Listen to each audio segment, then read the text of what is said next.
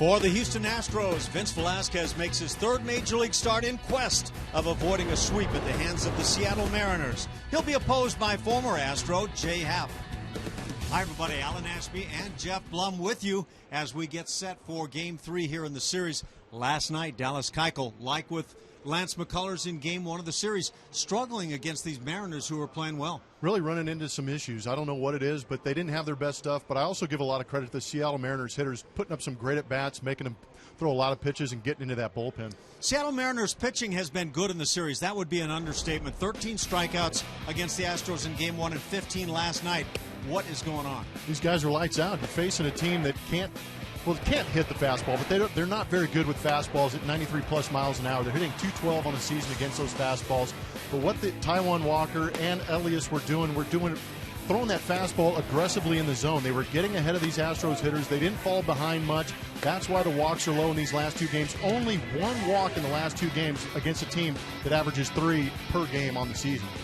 Yeah, and then for today, Vince Velasquez goes to the mound for the Astros. Velasquez has shown us great stuff, and the kids go out and kind of have the need to lead this team right now. I was going to say, there's a lot on their shoulders right now going into the start tonight for Vince Velasquez. Has that heater around 95 to 97 miles an hour. What he's going to have to do is be aggressive in that zone and attack these Seattle Mariners hitters. He's had 2 games to see what these guys are taking up to the plate as far as approach. They're taking some pitches, making them work, but they're also falling behind. Vince Velasquez cannot fall behind. He needs to pump that fastball in there, be aggressive with it, and go to that hammer to put guys away. He's got the electric stuff to pick this Astros team up today.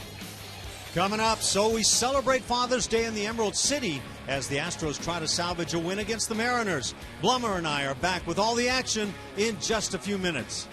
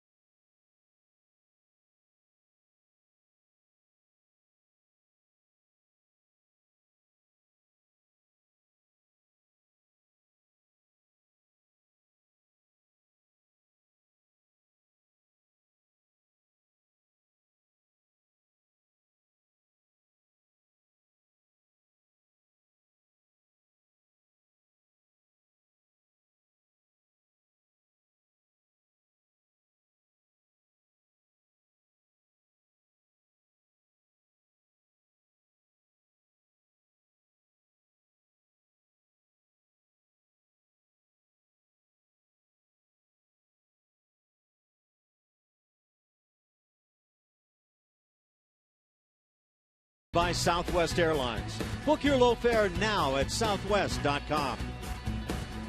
Coming up, Jose Altuve has been an absolute dynamo and the Astros' most indispensable player since his arrival in the big leagues. But for the first time in his young career, the offensive burden isn't falling on him alone. Julia explains when we return.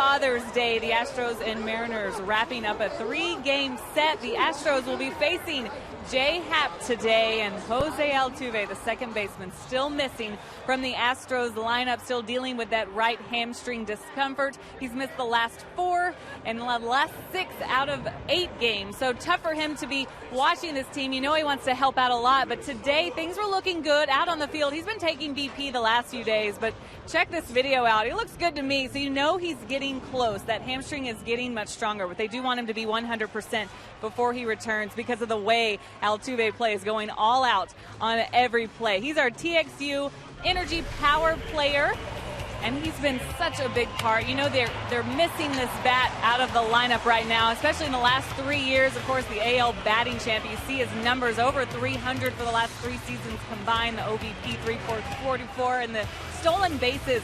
He's really racking those up here recently, and once he gets healthy, you know we'll see him wreak havoc on the base paths once again. But the Astros have been much better up and down the lineup. They've been relying on Jose Altuve in the last few years, but they don't have to rely on just one guy anymore. The comparison here with and without Altuve back in 2013, you see tough there, 1-9 without him.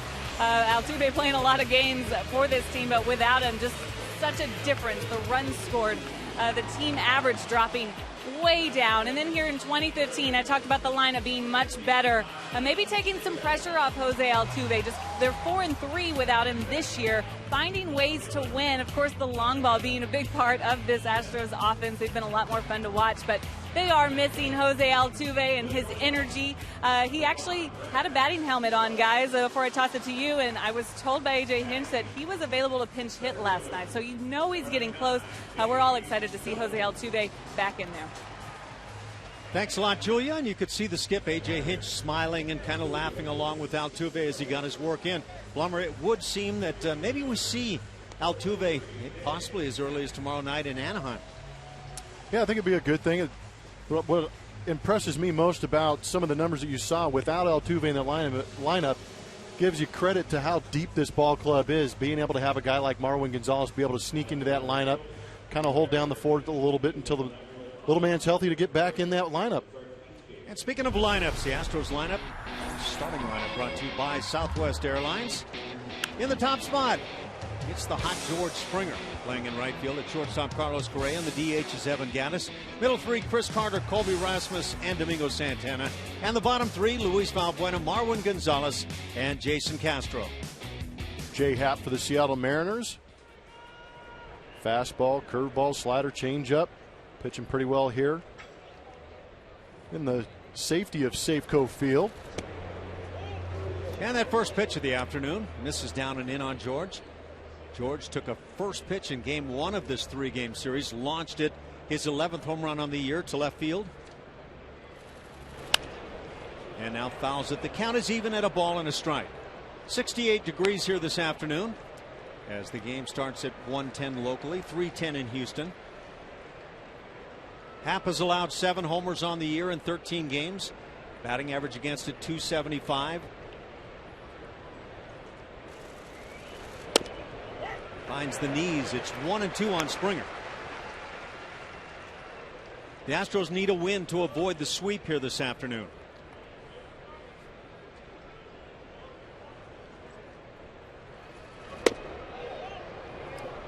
J-Happ, 32 years of age. Drafted originally by the Philadelphia Phillies, 3rd rounder back in 2004.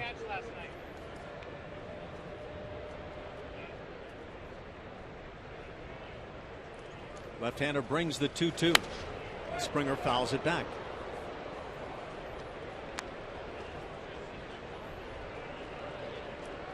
Good numbers for George now in the month of June. Such a beautiful thing when that OPS is up over 1,000. Means he is doing some damage. Getting a lot of hits and occasionally hitting for the power, and sees the count at 3-2.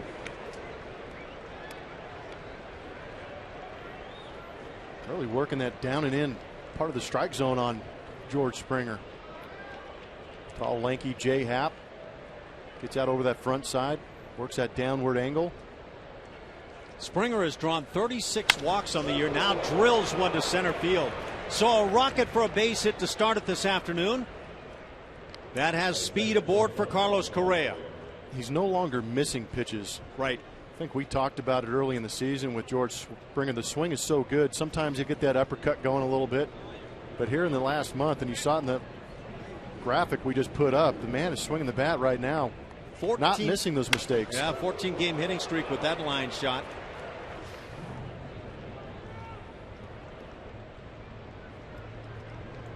So Springer, you see the smile. He is ready to roll. Carlos Correa had a double in last night's game. Lined one over the right fielder's head. One hop up against the wall in right field. For Carlos Correa, .314 the batting average. He's played in all of 12 games in the major leagues. 3 homers, 4 doubles. He's driven in 7. He's stolen 4 bags. And playing a great shortstop on top of all of that. Don't know if you got a chance last night to see Carlos Correa go up and haul in a line drive hit by Zunino, the catcher for Seattle, but some kind of ups on this guy.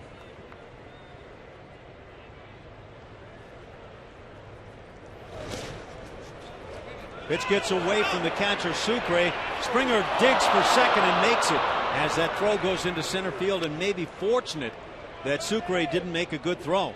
Yeah, he didn't get the greatest jump, did he? Ball didn't kick away that far either. But sometimes if you take off, what happens is you force the defense to make a play. Ball didn't skip away that much. Sucre got to it pretty quickly. Watch George Springer kind of hesitates and he says, oh man, I'm going. Yeah, he might have been dead to rights had that throw been picked at second base. Instead, it's a wild pitch. Springer in scoring position and a 2-0 count. Ooh. Take a look now at that catch we're referring to with Carlos Correa last night. Just a pure athlete. Got to mention it too. You can't see it at home on the TV screen, but the kid is 6'4" and can elevate. I think he got up every bit of what he can get up last night. Well, that was the beauty in some of those slow motion replays, is that you did see him extend. It was great. And take a look at what Correa is doing right here. This is classic big-time baseball, trying to hit behind the runner, but there we see the defense. Full extension. Got to bring the legs up. Makes it look like you got even higher. I think those heels were about 5 feet from the ground. Once it got my shoulders about that high. And you stood up? On the first rung of the ladder, yeah. A little spin move to second, nobody there.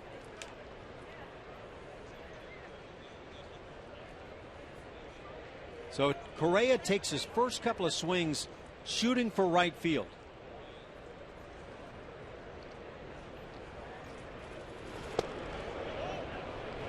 And now a 3-2 count.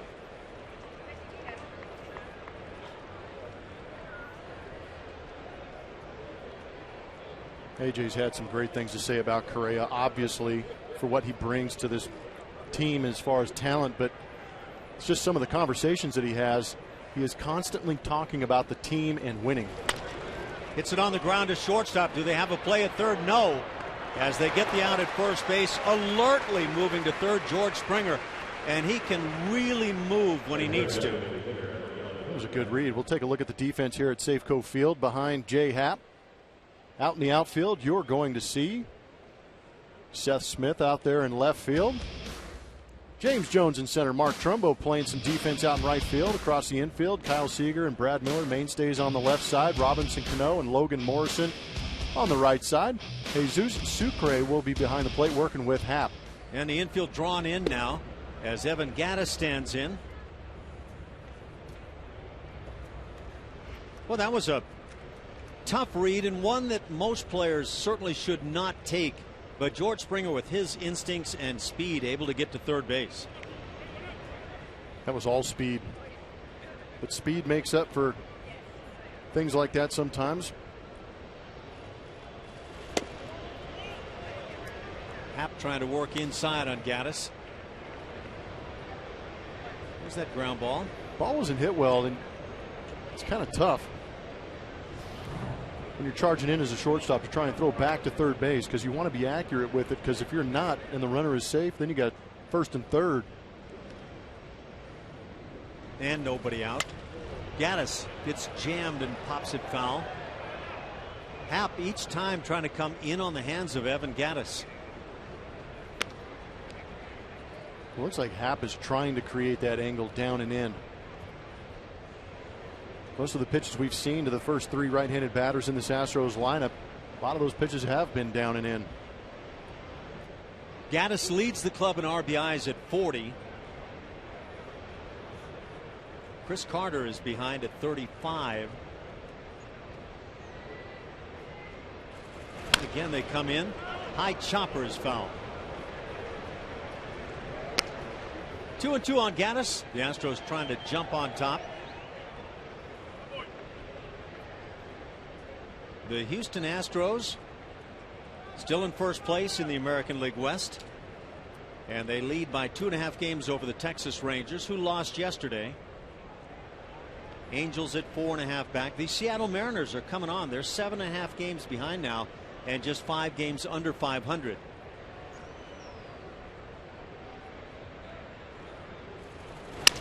Little jammer, but that'll find the slot into left center field. Base hit, driving in Springer, and 1-0 Houston. RBI number 41 for Evan Gaddis.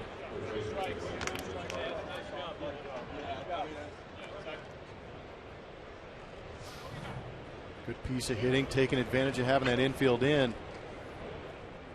Really opens up some space when you bring those infielders in. You don't have to hit it that hard to sneak it past them.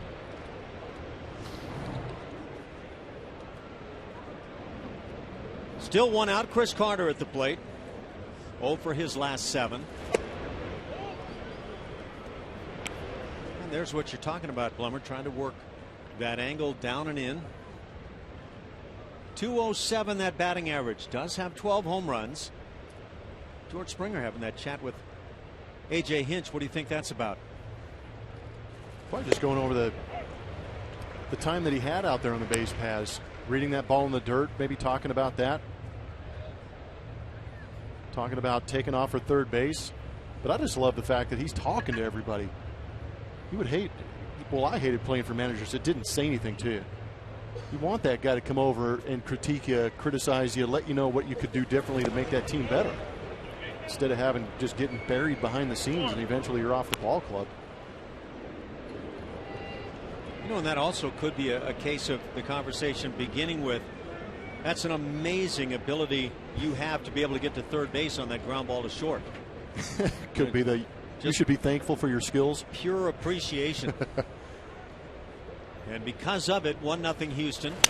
Ground ball towards second. Should be 2 as Cano goes to Miller and back to first. They get the 4-6-3, and that'll do it. But the Astros get a run on a pair of hits and lead it 1-0.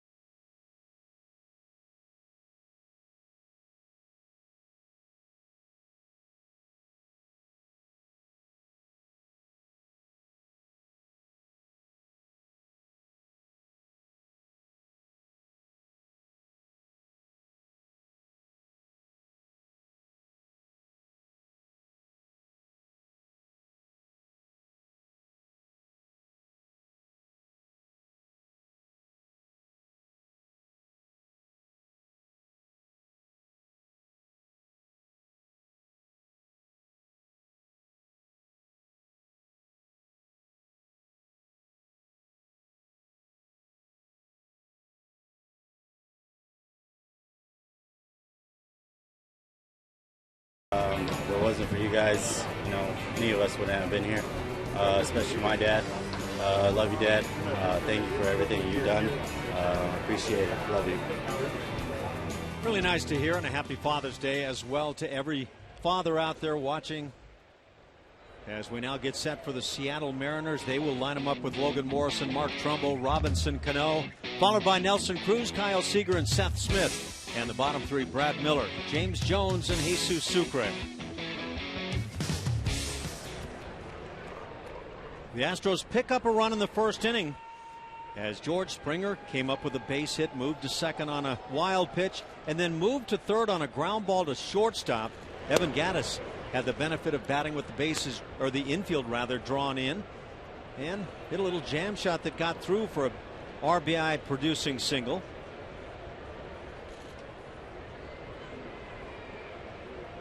Vince Velasquez right back to the strike zone, and very impressive stuff. 95 plus. Let's take a look at him. Vince Velasquez, third career start. Hasn't factored in two of those decisions. Number 4th prospect, and you talked about, Ash. He's got incredible velocity. 95 miles an hour on the fastball plus. We had heard from the minor leagues that he could get up to 100 miles an hour. We haven't seen that yet, but what we have seen is pretty classic, about 94 to 96, maybe even a little bit above. So he's right there along with Lance McCullers. And when you're talking about a couple of young pitchers in your rotation, that's the kind of stuff you love to see. He's got a good breaking ball too. Throws everything. He's a max effort type of guy. 12-6 hammer. 7 strikeouts in that last start against Colorado. He's thrown 9 2/3 innings in his big league career, and he struck out 12. Born in Montclair, California. There's that breaking ball. Second round pick of the Astros in 2010. And now on the scene and trying to make it happen for the big club.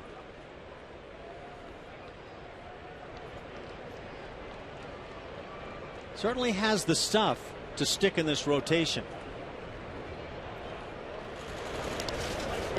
Bounces the curveball.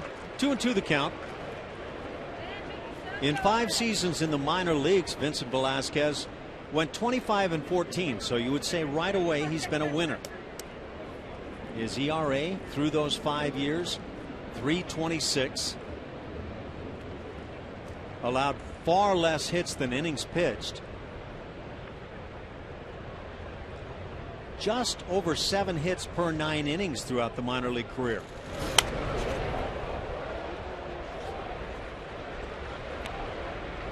So impressive stats, and all the talk about Velasquez coming up through the minor leagues would probably equal the stats. Just impressive.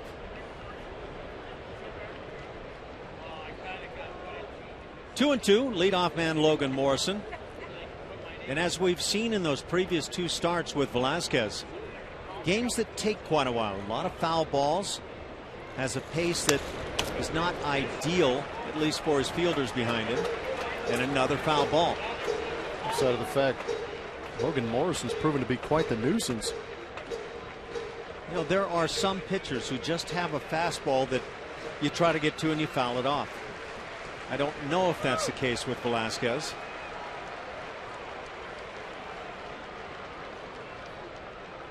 Shift is on for Morrison.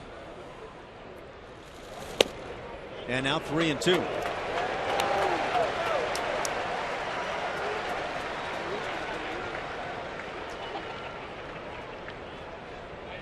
Velasquez has walked 6 in 9 2/3 innings coming in.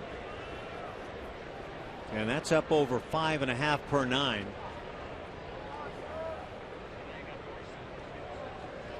Tries to avoid the walk to start the game. And again the foul. Good grief. The crowd here in Seattle enjoying foul balls.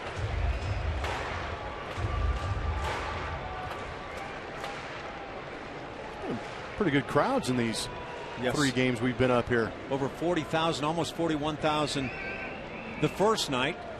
Not quite 21,000 last night. Well, you would figure this one's going to be up pushing 40,000. And the leadoff walk. Quite an at-bat for Logan Morrison. Really was. Good leadoff at bat. Domingo Santana's going to be out there in left field. Colby Rasmussen center. George Springer in right. On your left, you're going to see Luis Valbuena at third. Carlos Correa at shortstop. Marwin Gonzalez getting another start at second base in place of Altuve. Chris Carter again at first base. Jason Castro working with Vince Velasquez. One other number of notes so far in the 2 previous starts for Velasquez. 12 strikeouts in 9 2/3 innings. And those numbers would validate his power pitching status.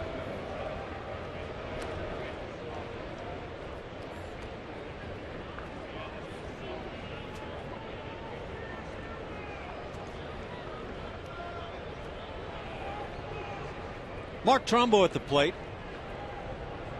He had been anything but hot until this series and has started to fire it up a bit.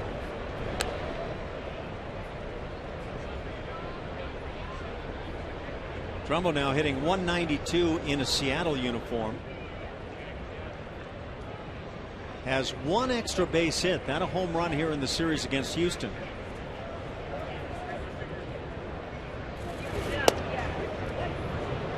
Oh, 2 the count on Trumbo.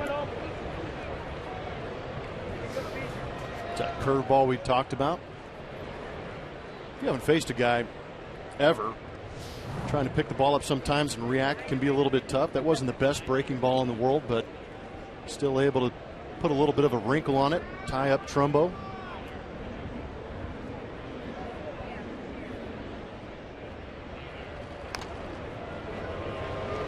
Mark Trumbo has 119 major league home runs, so a lot of pop.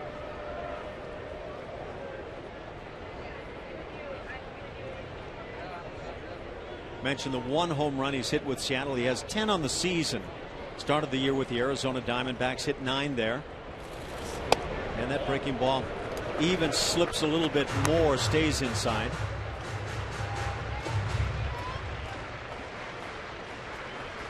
So the Astros in first place in the West Division. Seattle in 4th. Oakland brings up the basement. They're 30 and 41, 10.5 back.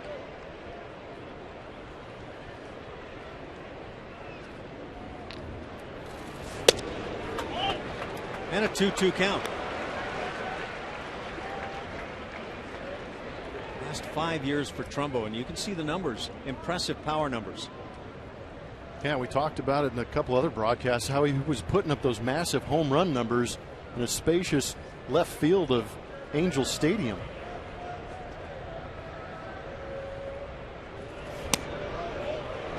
Close. And a 3-2 count. I'm not entirely sure what's going on here at Safeco Field, but Astro pitchers are having a tough time locating pitches in the strike zone, getting ahead of Seattle Mariner hitters. And Mariner hitters, on the other hand, have just done a great job of being relaxed, taking pitches, and not panicking up there. Brian Gorman, the home plate umpire this afternoon. Just popped up back to the seats on the left side. And that pitch count is mounting already now for Velasquez. That's 17 and still trying to get his first out of the afternoon. Saw that happen with Dallas Keuchel last night. Lance McCullers in game 1. And you can see the crowd filling in very nicely here at Safeco. U.S. Open going on just down the road.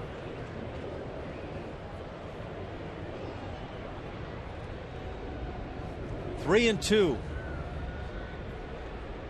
Morrison does not go, and getting a piece and staying alive is Trumbo. Logan Morrison has stolen 5 and 6 tries.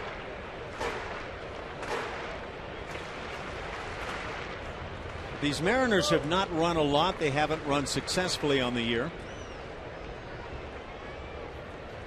And with Jason Castro back behind the plate right now, and as well as he's been throwing, the Mariners have not sent Morrison from first on any one of these pitches. Trumbo's an interesting two-hole hitter.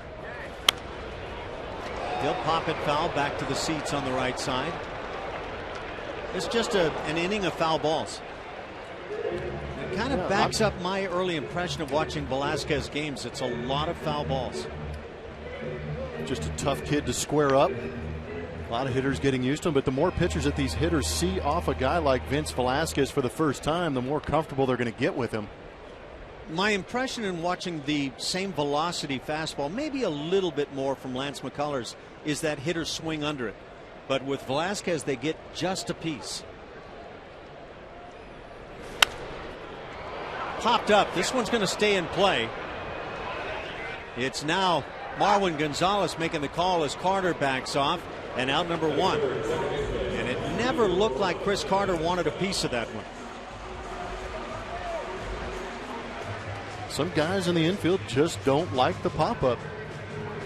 It's a fact. And if you're playing next to Chris Carter like Marwin Gonzalez is, he probably knows that and understands if the ball's in the air, I better go get it. Sometimes you have that conversation, don't you, with a fellow infielder about, hey, anything on this side, you feel free to go ahead and take it, right? Oh, yeah, that happens quite a bit. And that's good. Again, it lets, in this case, Marwin know, go ahead and range it. Take everything come you get help to. Me out. 1 out for Robinson Cano. And talk about a guy getting hot in the series.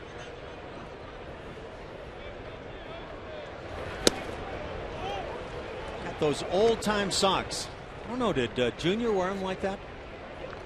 I don't know. I think Junior was a little more fashion forward and wouldn't risk. So you're saying that's not fashion forward? That is terrible. Really? I am so not a fan of the high pants and those funky stirrups. That guy wearing them has 4 hits in the series, 1 double, as the count is 2-0. I should have done it to distract everybody from my lack of ability, but that's fantastic. What? Woo. So if you have 4 gold rings around your calf, does that mean you're captain of the team or the admiral of the Seattle Mariners? It doesn't represent the golden sombrero, does it? I hope. Well, today Astro fans are hoping that it does. And now 3-0. Leadoff walk to Morrison. Trumbo on a 3-2 after fouling off a number of pitches. Finally pops out to Margot. And now 3-0 on Robinson Cano. Who's on deck?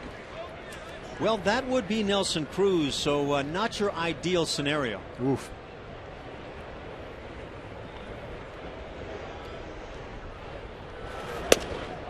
And a strike is called. Cano, it started toward first base. Sometimes you need a little help from your friends. And in this case, the friend being Brian Gorman. The other umpires, Adam Hamari at first base, Mike DeMuro's at second, down at third, Tripp Gibson. And this is a dangerous count on Cano. But it's a ball 4. 2 walks in the inning, runners at first and second, and Nelson Cruz coming to the plate. It's about the time we see Brent Strom, isn't it? Likely, and here he comes. Hey. And what does Stromy have to say as he comes out? I was talking with Stromy last night after the game about recent meetings at the mound, and he's a cerebral pitching coach. He really gets into this with his guys and has good reason for everything he has to say. Kicking dirt and looking around, a lot that goes on at the mound. Pretty interesting dynamic that he's working with. He's got Dallas Keuchel proving to be a seasoned veteran. Doesn't have to do much work with him, but between Lance McCullers and Vince Velasquez, there's a lot of psychological work going on and trying to calm these kids down, because we saw Lance McCullers in that first inning of work. A.J. Hinch actually came out to talk to Lance, trying to calm him down, because it looked like those wheels were spinning about 1,000 miles an hour. 1 out, Nelson Cruz at the plate. Not ideal. Cruz with 18 career home runs against the Astros while hitting .325.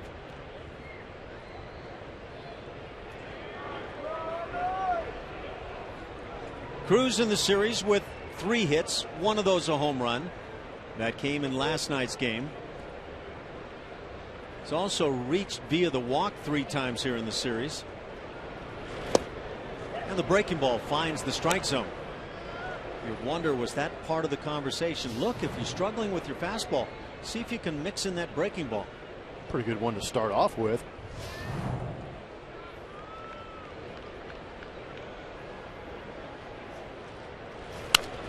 Breaking ball lined into left field, solid base hit. Here comes Morrison. He will score to tie the game. And runners will stop at first and second. RBI single Nelson Cruz as he continues to be one of the game's best run producers. 44 ribbies now. Back-to-back breaking balls from Vince Velasquez. Good hitter like Nelson Cruz. First one we saw in that outside corner. This one backing up a little bit towards the middle of the plate. Plenty of time to see it. Able to drop that head. And like you said, Ash, the man likes driving in runners. There are some guys that are geared to trying to get on base and others that want to have the opportunity to drive in runs. Cruz is in that latter category. Kyle Seager now at the plate. One of the big sluggers on this club, 11 bombs on the year. While hitting .271, a shift is on. And that fastball is fouled back. So the fastball has been steadily fouled, while at least Nelson Cruz has been able to take the breaking ball and drive it on the line. That location that Cruz hit that ball on, he's hitting about 500. Making contact with that pitch middle and down about 93% of the time. So not a place you want to come back to. Woo.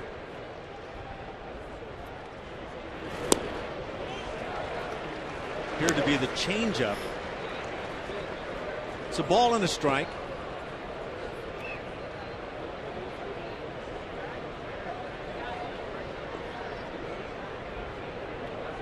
Seager with just a couple of hits in this series. And he's driven in one.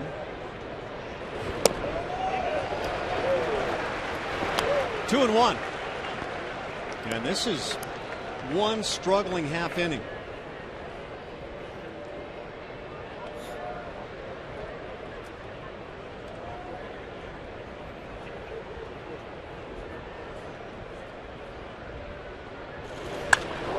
Ran, but way foul down the right field side.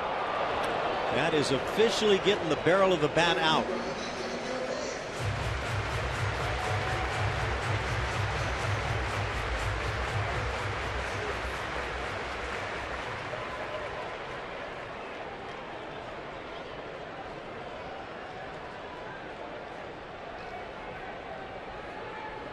The Astros get a run in the first.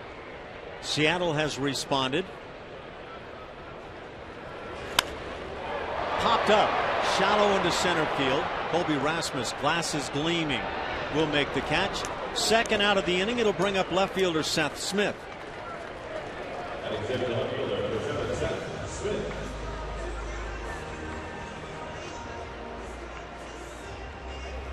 By the way, mentioned the 44 RBIs now for Nelson Cruz.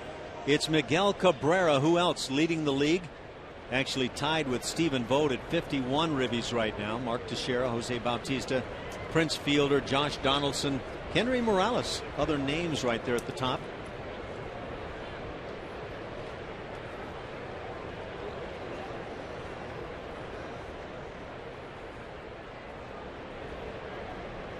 Smith has been showing take on the first pitch throughout this series, even with men in scoring position, and he takes a strike.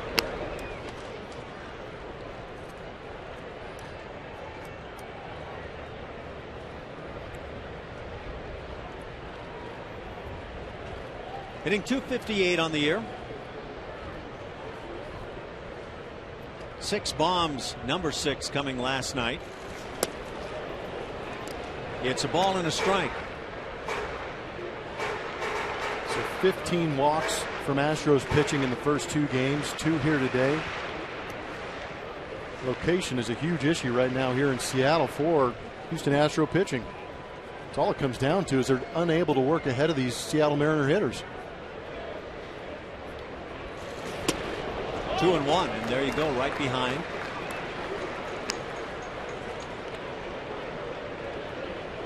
Great stuff only goes so far. You've got to be able to throw it for strikes. Well, you can't, at this level, You can throw to get here, but you can't throw to stay here. You got to pitch, and that's the issue we're seeing right now. Is that Vince Velasquez is having a tough time working ahead in the count because we know the stuff is there. We've talked about it. We've seen it. Just a matter of location and being able to get ahead of some of these Mariner hitters and get to the good breaking ball that you can bury and possibly get a swing and miss. 35 pitches. That's your first inning with 2 outs. And now 3-1. Yeah, if you're not throwing a lot of strikes, you're not going to get the borderline calls either. And this is borderline. In fact, in the strike zone.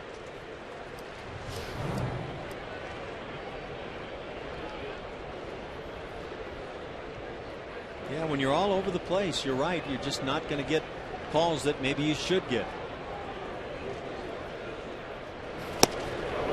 And now 3-2. Runners will be in motion. That's Cano from second. Nelson Cruz from first base.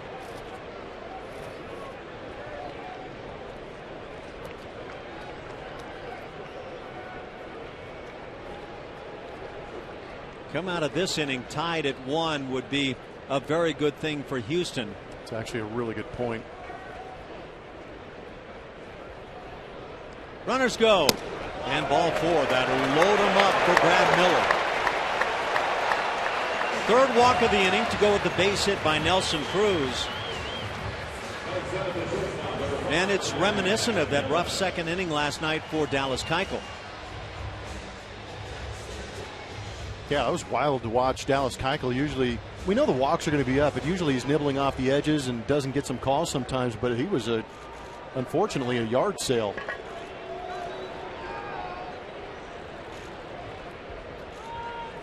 For Brad Miller, .231 the batting average. Luis Valbuena with a tip or two at the mound.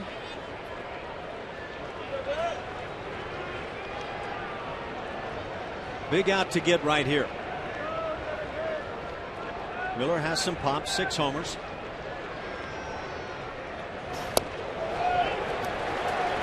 Velasquez falls behind. And Velasquez, actually, you look back at some of his minor league numbers, that walks per 9 inning rate was, I mean, there were some years it was up to about almost 5, right around 3.5 in the minor leagues. But the strikeout per 9 innings were outrageous. He had a year in rookie ball where he's up around 20. Well, you can see how that would be the case with some young kids trying to swing the bats. Oh, letting it fly, I'm sure.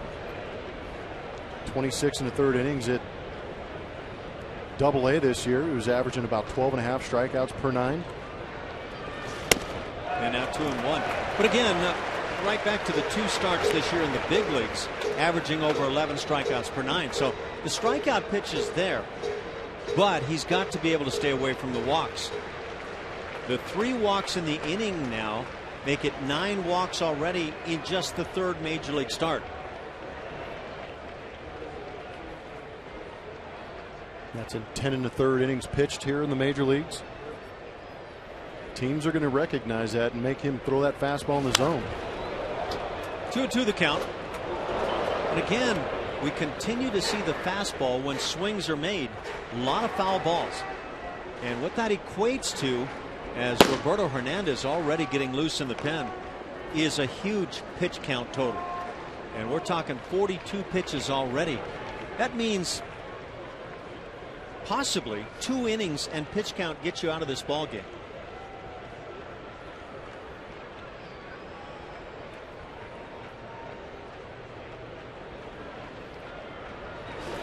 And got him. So Miller down on strikes. And there's one of the big strikeouts as Velasquez gets through the 1st inning, allowing just 1 run as Seattle leaves 3.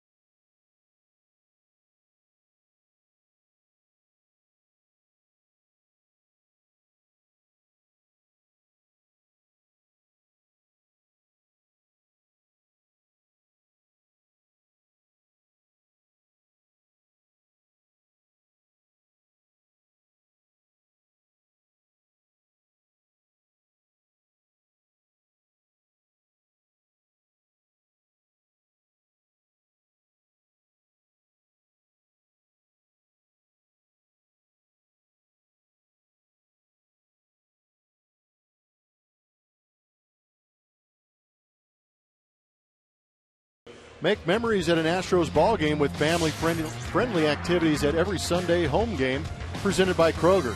The next Sunday home game of the season is June 28th when the Astros take on the Yankees. For more information, visit astros.com/Sundays or call 1-877-9-ASTROS. Yeah, we do have plenty of Astros fans, even Colt 45 fans here in Seattle. It's a mixing of uniform and cap. But who cares? It's hard to build those Astros fans around the country. Colby Rasmus leads off in the second inning. George Springer scored on a base hit by Evan Gattis in the first inning. Made it 1-0 Houston. The Mariners come right back and tie it at 1.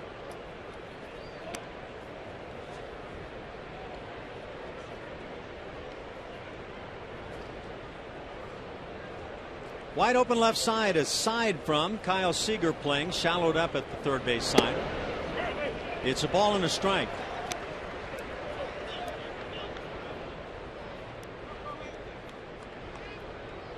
Some of the numbers now for the ball club starting to shift a bit.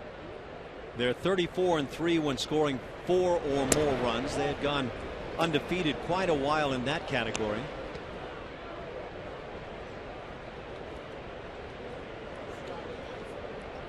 One area they would certainly like to improve upon against left-handed starters. They're 14-15 and have the opportunity to pick up a W today. Rasmus rams one down the right field side, and that is a ground rule double. So Colby into second base as he gets it started here in the second inning. And left-hand hitters statistically have an even draw with the right-hand hitters against Jay Happ. Ball is raked. Nothing like a hanging heater in your first at bat and you turn on it. It's that foot down, throws the barrel at it.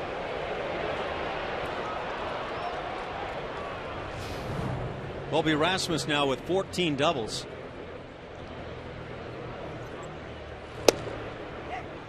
First pitch in for a strike on Domingo Santana. Has a home run as a pinch hitter. Has 2 major league hits now. And of course both coming this season. Gets the start against the lefty. And that pitch on the hands created a very poor swing.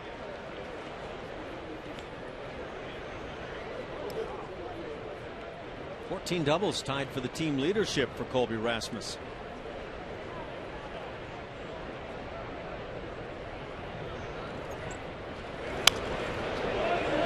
Let it fly. It would seem apparent, as you said earlier, that Jay Happ has a game plan of working in on the right-hand hitters. Must have seen something. He doesn't have the velocity that Elias had that we saw in the first game. Still creating a good angle coming into that inside corner against right-handed hitters. Santana adjusts nicely to get a piece of the breaking ball.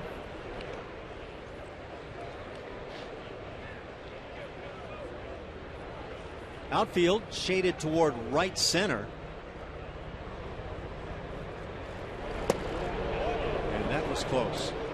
And it was right center field where Santana launched his home run in Colorado. It was a beautiful swing too. Hanging breaking ball, stayed back. The Astros just got done sweeping the Rockies in 4 games. But they come into Seattle and the Mariners pick up wins in the first 2 games of the series.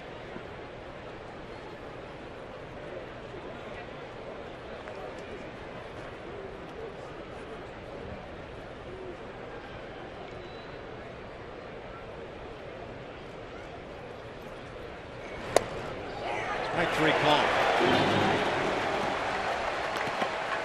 So Santana down on strikes. First strikeout, unproductive here after that leadoff double by Rasmus.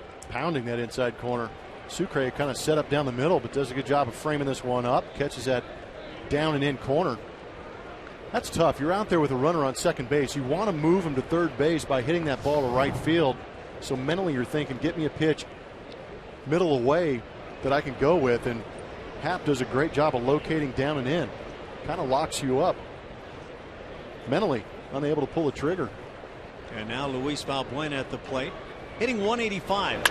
And he stings one into center field. Solid base hit. Rasmus is flying to the plate. The throw comes that way, but Colby beats it easily. RBI single Valbuena as the Astros jump back on top 2-1 here in the second inning. And we talk about Jay Happ working that inside corner to right-handers, but he's been on that side of the plate most of the day, especially against these left-handed hitters. They're going to get a pitch on that side of the plate also, but it's away from them. So they're able to get the barrel out, get a better look at it, and square it up.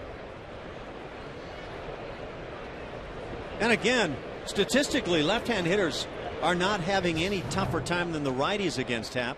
One of those lefties right over the top, and you see it well. 2-1 Houston here in the second inning. One out for Marwin Gonzalez.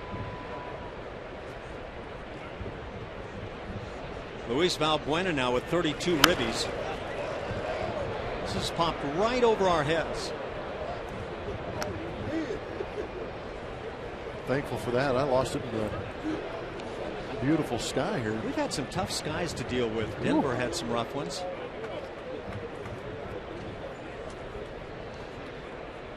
I've noticed that you can't pick up the golf ball at the U.S. Open, whether it's on the green or in the sky, so maybe it's a little bit of that going on. Ground ball to short. Should be another double play. 6-4 and 3. They'll turn it easily. And so second double play turned by the Mariners tonight, or rather this afternoon behind Happ. It's 2-1 Houston.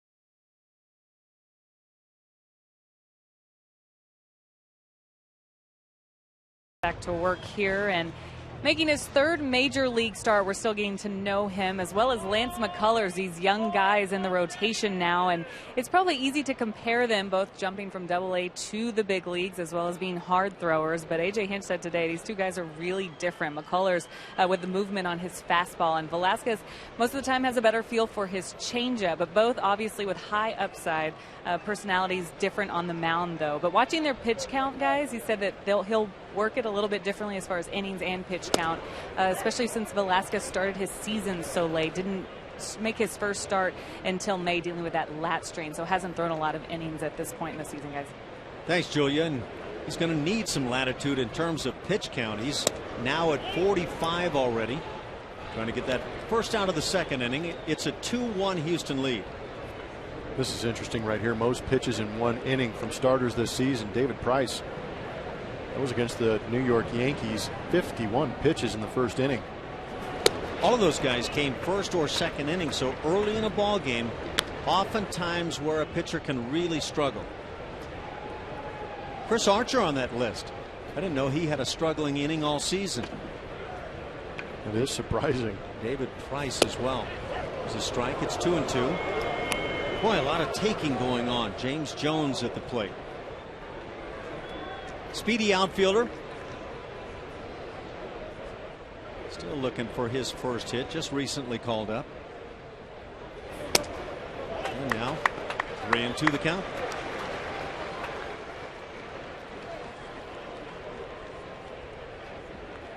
A lot of this going on right now for Velasquez.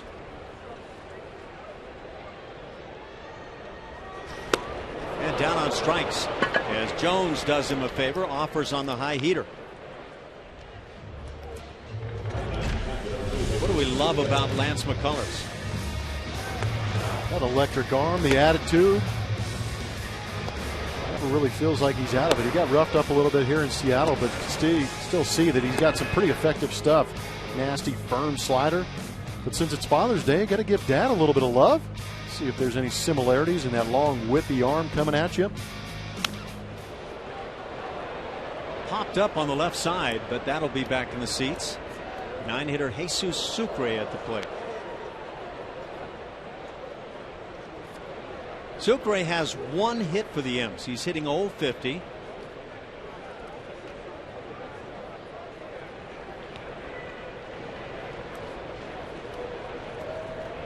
So when you're hitting .050, you just never glance at the big scoreboard. There's no fun at all. 1-1 the count.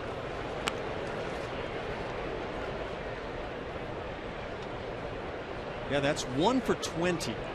And that hit was a single, so the slugging percentage is .050. He has not walked, so the on base percentage is .050. And now a 1-2 count.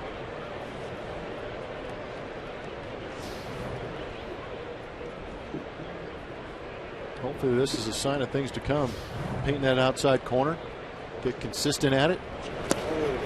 Sucre down on strikes. They'll record the out down at first base. 3 strikeouts now, and they've all come back to back to back. 2 outs, nobody on base. Logan Morrison, the leadoff man, comes to the plate.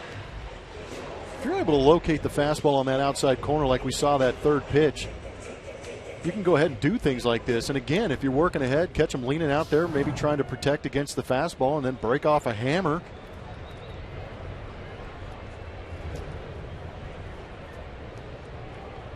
Logan Morrison drew a walk and scored the Seattle run in the first inning. Came in on the Nelson Cruz RBI single. 44 ribbies now for Cruz.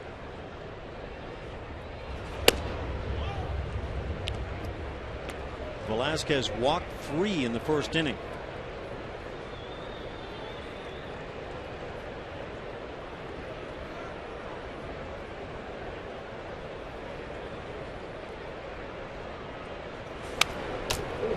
Again, that fastball gets fouled off.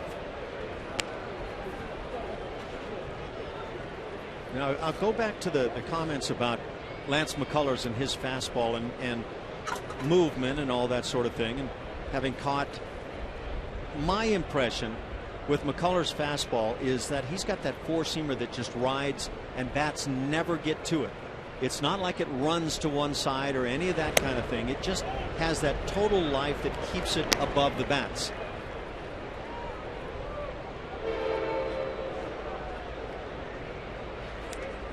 Nolan Ryan never tried to move a fastball. He just wanted to rotate it and keep the fastball above the bats. And he did so a few times in his career. Yeah, just a couple. So when people talk about movement, it's again, having been back there, it's a subject that can be misinterpreted. Yeah, you have to play the game to understand it, because a lot of times as a hitter you're trying to combat that guy that has that downward angle, and I think what you're trying to say, much like how Roy Oswalt pitched, is he really didn't create that downward angle. He got so low on his legs and pushed forward that the fastball, they say it rises, but in actuality it just stays on the same plane, and it's real tough to square up because you're anticipating that downward angle. That's why you get the swing and miss underneath it. And you saw that over and over with Oswalt on the hill.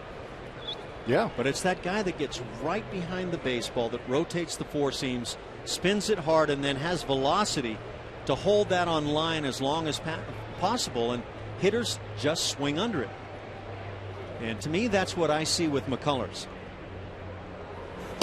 And down on strikes is Morrison. So 4 consecutive strikeouts now recorded by Velasquez, and that does it. A 1-2-3 second inning. Through 2, it's a 2-1 Houston lead.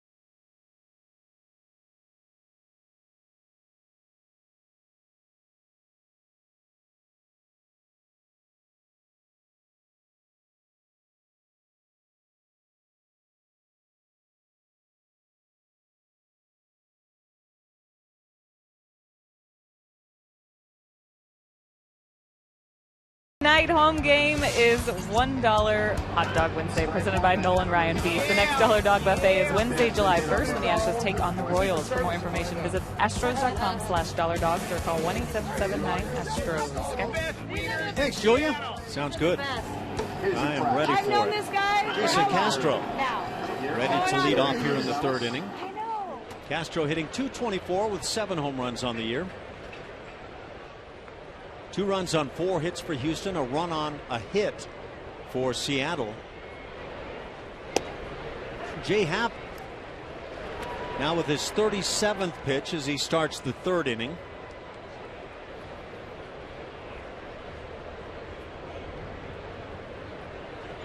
We've seen infields do a number of things recently on Castro.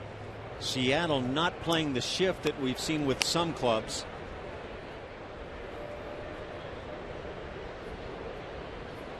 1-1 the count.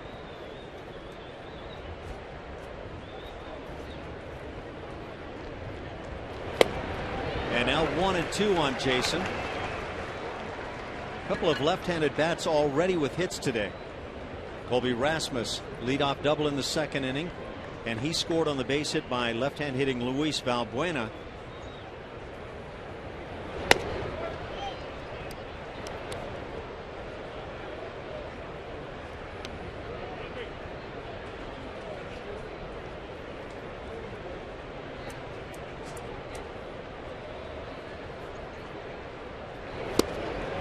Castro down on strikes.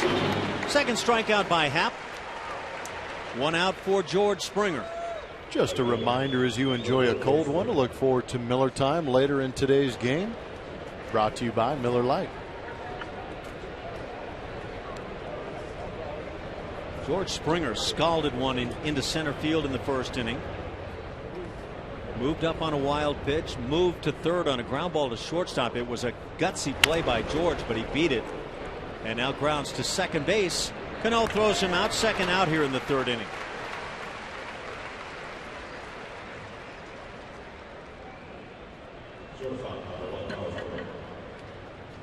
So with Happ working hard in on the hands of the right-hand hitters, Springer in that case got tied up. Mostly blue skies. And really a gorgeous 3 days here in Seattle. And the fans are starting to come out to the ballpark. Carlos Correa backs away. It was Correa hitting that ground ball to shortstop that saw Springer move to 3rd base in the 1st inning. So when it was all said and done, productive at bat for Carlos. Little looper. Is this going to dunk in right field? It will. A 2-out single for Carlos Correa. He's aboard as Evan Gattis comes to the plate. It's the first time we've seen Correa get a hit and not have it be a seed somewhere. Got to get those every once in a while. Even the good ones do it. We got Trumbo out there in right field too. A lot of criticism about his defense. Plays a little bit deeper than most outfielders do.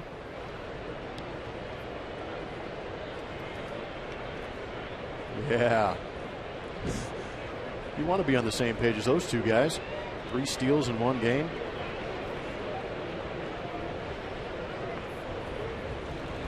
Yeah, that's exactly what Carlos has done. Would you anticipate the running game right here? 2 outs, Gattis at the plate. Not with the left-handed pitcher up there in J-Hap. Gattis is a guy that can drive you in from first base, shooting a gap, maybe a possible triple. Seen a couple of those from the big man. That we have. Hit an Oppo bomb the other day. No, we've seen some balls flying out of Seattle here in this series. Again, I mean, we've seen it over the last Astros, few years. grief. Yes. 25 home runs against the Seattle Mariners this year alone, I think.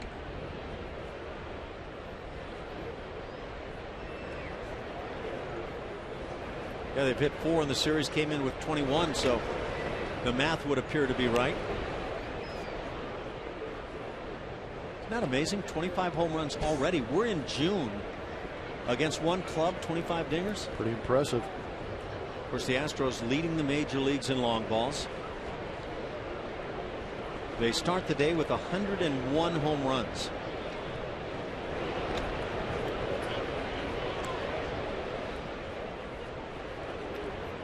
Lead the league in stolen bases with 56.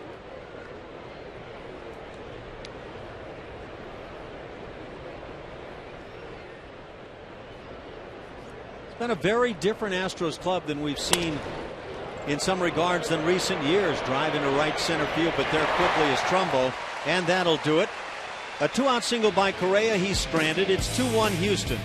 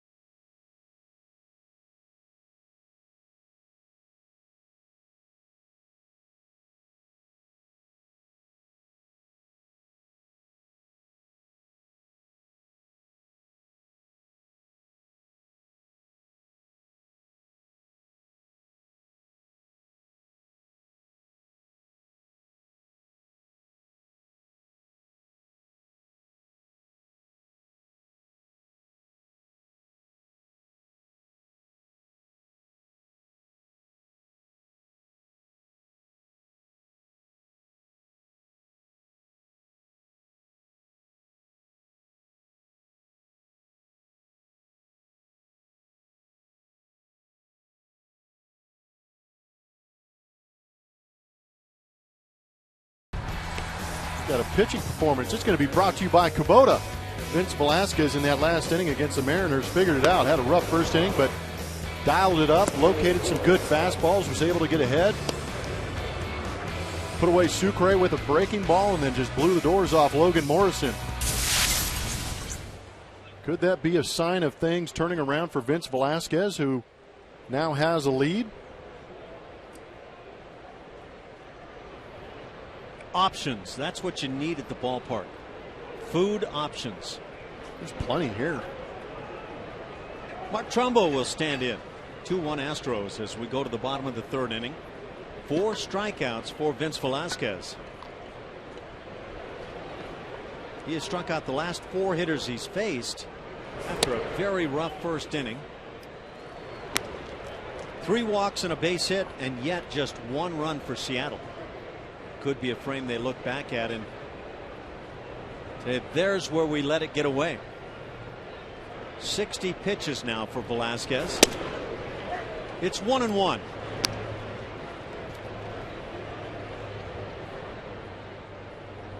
So if that taking game for Seattle says we want to get to the bullpen, well, good luck with that one. Careful what you wish for.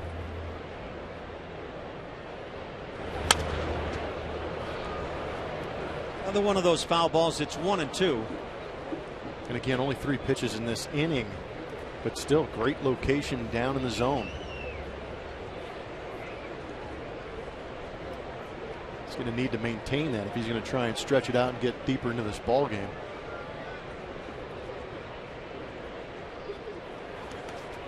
Oh, good effort by Castro. I'll give him that. You know, if you're Jason Castro right there, the reason for all that effort, that little half swing happens and the ball gets by, and there's a runner aboard. So really is great effort. Isn't it more eyewash on that when you got a pitch that bounces off the grass? You just say, oh, I threw it out there and gave it an effort. Well, maybe so. You always have that, the thoughts in your mind. As a catcher, it happens so fast that you have to have kind of pre-thought the whole thing. Anything in the dirt, I've got to block right now. And so it kind of happens by instinct. And like you said, you're already anticipating. You put down the curveball sign, and now you know there's a good chance it's going to be in the dirt. You're already headed that way. And a 3-2 count. You've talked about how you play third base and how quickly things come at you and how you have to react. As a catcher, it's a lot the same. It's all pre-thought stuff. Third base, you can cheat a little bit too and have your shortstop relay the sign to you when you're going to get an off-speed pitch, which has a tendency to get turbo hooked down there. That's the one. Boy, that hit just above us. Plummer, you can get up now. I know. I'm back in my chair. I was going to play the ricochet. I was waiting for a ricochet right there. I had to bail at the last instant, but imagine you stuck your hand up there and just smashed it in between the roof and the ball. You go reaching for it, you get the ricochet right off your lips, and yeah. 3-2 once again, and again it's fouled off. I don't know what you do or what you say to Vince Velasquez, but he's going to have a tough time as long as his fastball gets fouled steadily. It'll be a new stat for somebody to start keeping track of. How many foul balls a pitcher gives up. What are you going to call that stat? It's going to be Sierra is taken. BABIP is taken. It's going to be FIBIP. FIBIP? Yeah, foul balls per inning pitched. This one is popped up. It will not fit in that FIBIP category. Valbuena, or rather Marwin, makes the play, and out number 1 in the 3rd inning. So let's stay away from the FIBIP category for the rest of the day. Trademark that thing. It's a good fastball. Down and in. But again, as a hitter, if you're seeing him consistently, and from what we can see, there's not too much movement or deception from Vince Velasquez. Some of these hitters are going to be able to cheat a little bit, get out ahead of it. Trumbo was actually just a little bit too quick on that one. Robinson Cano at the plate. Pat Riley patented three-peat. Jeff Blum patented FIBIP. And who else has a patent on I can't wait on a slogan? Well, we're going to have to ask Astro players out. Do you know what a FIBIP is? Well, but by nature, a foul out of play cannot be in play. So the BIP part, where's that going to go? I don't know. I don't think you've thought this out well. I haven't. Much like a lot of things I've done in my life. Final game of this 3-game set. 2-1 Astros as they need a win to avoid the sweep this afternoon. 70 pitches now for Velasquez.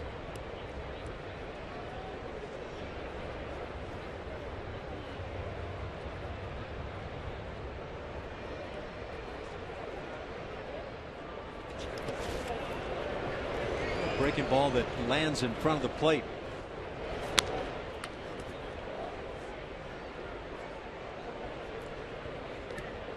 One and two the count. And again, it was the breaking ball that was blocked by Jason Castro. Another nice job.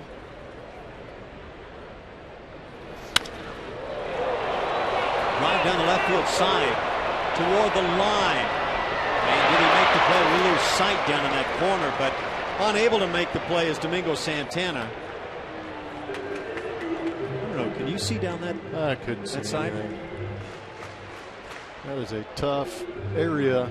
It's really the only part down the lines that we can't see from where we're at. Kind of a black hole right about that point for us. That's why we rely on guys in the truck.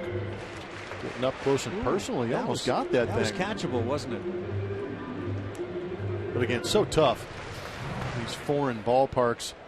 We've seen Domingo Santana playing a little bit of right field out there in Colorado, now in left field here in Seattle. Down on strikes, Robinson Cano. 5 strikeouts for Velasquez. Is he starting to find it a bit? He is a little bit. But again, ahead in these counts. And look at the location of those pitches. Pounding him down and away, and then you throw that elevated fastball. Snuck one past him.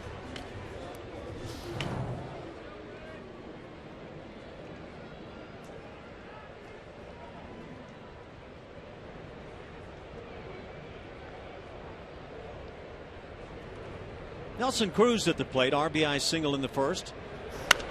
He pops it up. Marwin battling the sun. And the fescue grass and makes the catch. A 1-2-3 third inning. 7 in a row retired now by Velasquez.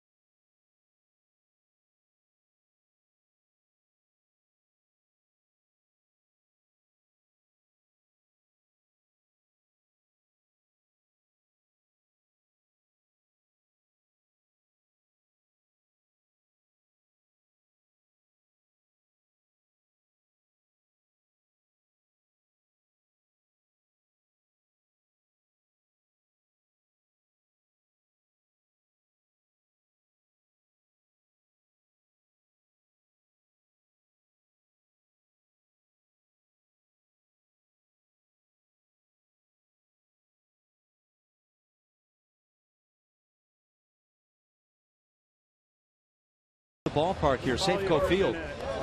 Apparently they're not letting Astros fans in at the moment. A little late to the party. Yeah. Go boys, get in here and start cheering. Go get him.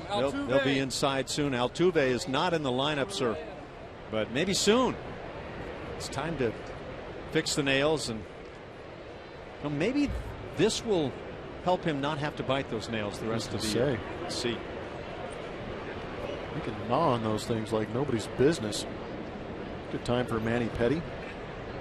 Good time for Chris Carter right now as he hits the first pitch in the air to center field. Should be easy for Jones, although he battles that sun.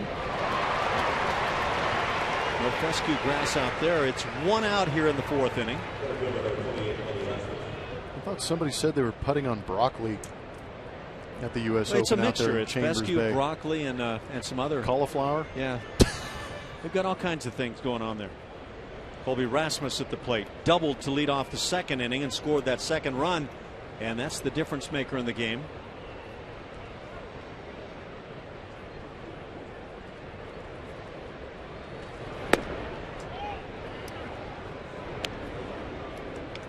You can kind of see there, that angle makes it a little tough to tell, but right over the top is Jay Happ. Left-hand hitters tend to hang in very nicely on him. Righties and lefties hitting about mid-270s against Happ. 1 ball and 1 strike. The Astros have 5 hits. The Mariners just 1 against Velasquez. Ooh.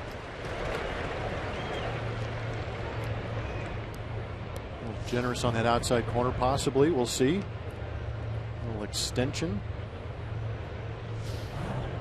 But Jay Happ's got on that third base side, kind of steps that way when he plants his drive foot and then strides right at that left-handed hitter. All that said, you can see on Colby Rasmus, he does a nice job with that front shoulder and hip, staying right there till the last instant. Still amazes me how close to the pitcher he stands. You see that left foot right at the point of home plate. Not too many guys do that. Lays off on the breaking ball. 2-2 the count. I tried doing that for a little while too. After my rookie season, guys started to throw me a ton of changeups, kind of fading away from me left-handed and right-handed. So I decided to creep closer to them because I felt pretty good about hitting the fastball, but I wanted to cut the changeup off before it started to dive out of the zone. Not sure that's why Colby would give me something to talk to him about. Get to know him a little bit more. Colby's a very pleasant, nice guy. He is. He's very country. Hits one sharply on the ground. Cano is there. Excitedly throws him out for the second out here in the 4th inning.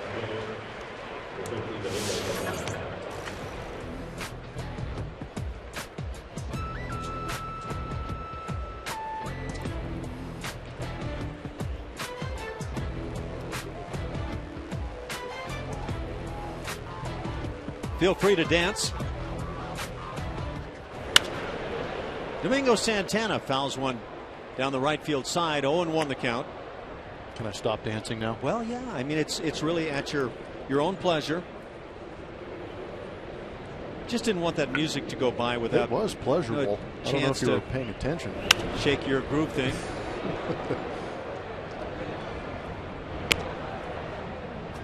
Santana caught looking in the 2nd inning. One of the 2 strikeouts picked up by Happ.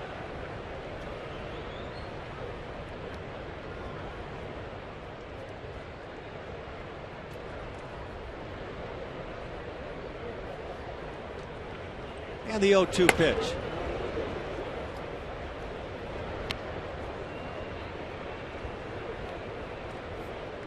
Well, we know that Santana has a lot of power. Strong guy. And he was tearing up AAA this year. So I think you know it's in there. I think it's now kind of about freeing it up, having a good time, and letting it fly on the big league level, which can be a tough thing to do.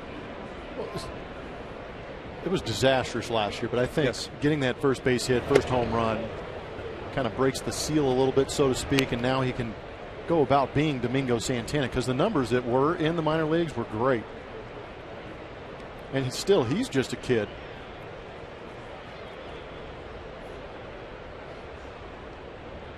Two hits in the big leagues, each coming against the Rockies. Takes one close. It's 3-2. And I would say also that just that first impression watching Domingo, he takes with 2 strikes a lot of pitches that are callable. And it's cost him to this point. You don't want him to be too passive at the plate. With 2 strikes, you've got to expand a bit. He does draw the walk. It comes with 2 outs and brings up Valbuena. Domingo's only 22 years old. Yeah. He's still a kid. A kid with a lot of talent, and appears to be at that verge of being able to play well on the big league scene. I don't know what the fine line is between AAA and the major leagues and why some guys succeed and others don't. There's so many guys have a tough time breaking through. You've heard the phrase quadruple A. Some guys that are great in AAA get to the big leagues, don't actually produce the numbers that you would expect them to, yet go back to AAA and still crush. What's the logic I wish I knew. Because Yeah, if there was a way to break through that. And I don't think anybody knows. And that label gets dropped. And once a guy gets labeled as a 4A player, then it's hard to come out of that package you get wrapped in. That's a really good point. You know, you become a utility player in the big leagues, and it's really hard to become an everyday guy because people think, okay, well, this guy's a utility player. He's a bench player. Well, that means he can't start and play. He's going to come off the bench.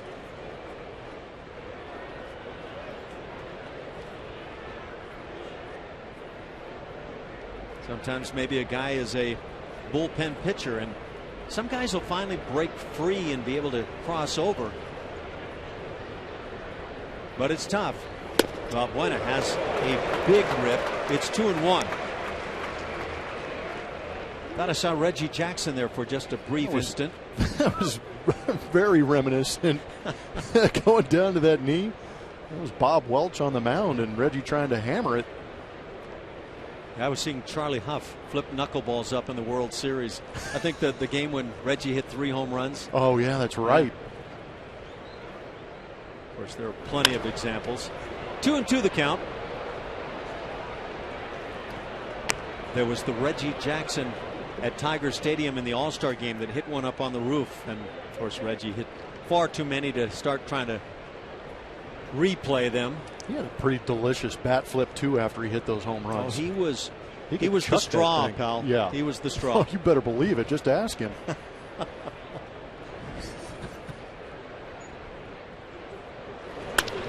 Line drive on a hop. Cano, and that'll do it. A walk to Santana. He's stranded. We played 3.5 as the Astros lead it 2-1.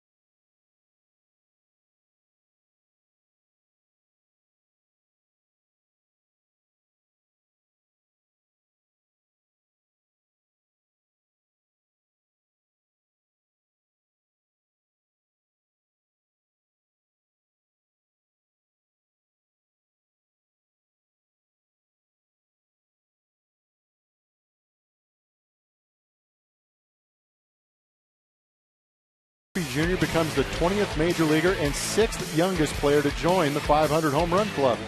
The milestone homer comes at Busch Stadium in St. Louis with his dad in attendance. It's not a bad gift. Number 500 on his way to 630. Is he going to get your vote, Ash? Hall of Fame? You know what? If they permitted me a vote, I would have voted already. And they should let you vote.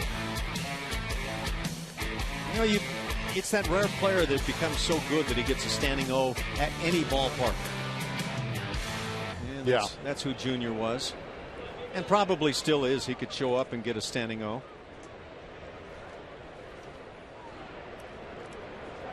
We're in the bottom of the 4th inning. 2-1 Astros. Kyle Seager, the 5-hitter, leads it off.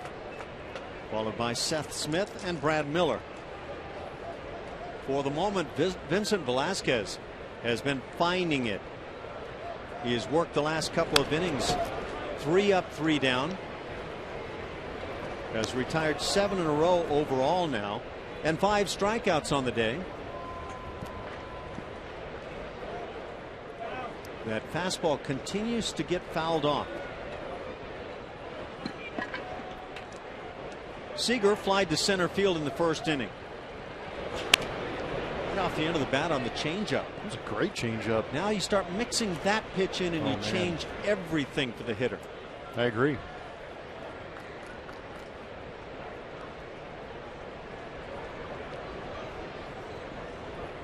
And Velasquez is purported to have a very good changeup. So maybe like to see that pitch more often. Valbuena on the left side moves all the way to the backed up shortstop position. Pitch is hit in the air. Shallow in left center field. Colby Rasmus will take charge. And out number 1. How about the father and son combos? There's a lot of really good ones. How about the Cheo and Cheito? Yeah. Yeah, that's a really good one. The Boone family had a pretty good bloodline too. It's amazing, as when I was playing, the cruises, younger cruises around the ballpark, the Boones were always around the ballpark. That had to be fun to watch and see those guys turn into big leaguers, huh? Pete Rose and his kid, Little Pete, and a lot of those guys who wound up becoming very good professional baseball players. And it should have been Aaron and the Boone. The Boone. Brett Boone was the Boone. He was the Boone of the Boones. He was entertaining. Both those guys great. Could he give you a good bat toss? He could give you a phenomenal bat toss. And one of the best baseball commercials I've ever seen in my life was when they spent a day following Brett Boone around doing his whatever the Boone does throughout the day. You know, he got a phone call. He bat flipped the phone. You know, he got done writing something. He bat flipped the pen. It was genius. Really? It was great. I don't recall that one. Oh, I couldn't turn it off. It was fantastic. Yeah. Of course, I played with Buddy Bell right from rookie ball. And his dad, Gus, showed up. And I remember having a Gus Bell baseball card when I was a kid. So for me, it was kind of that slack-jawed moment where you just sit and stare at the legend there. And yeah, pretty cool stuff. 1-2 the count on Seth Smith. Well, the Griffeys were teammates, and didn't they go back-to-back home runs? I believe so. Played in the same outfield. Imagine hitting a home run. Yeah. Hit a home run, come back to the dugout and say, "Son, did you see that?" And your old man just went deep. And then the son says, "Dad, you got a bad trot. Break that thing down, buddy."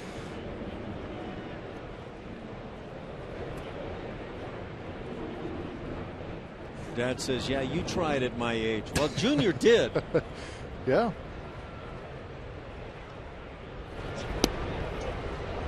At 2-2. Smith drew a walk in the first, one of the 3 issued in that frame by Velasquez.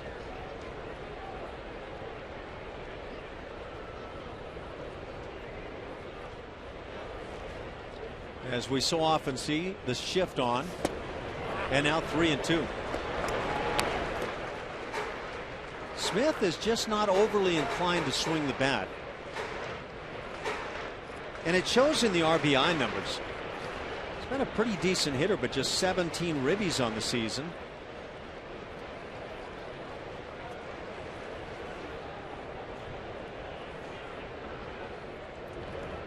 Long stare in by Velasquez. For a 3rd straight start, he has long games. Base hit through the right side. Springer has a long way to go to get to it. As Smith digs for second, he'll make it. A 1-out double here in the 4th inning.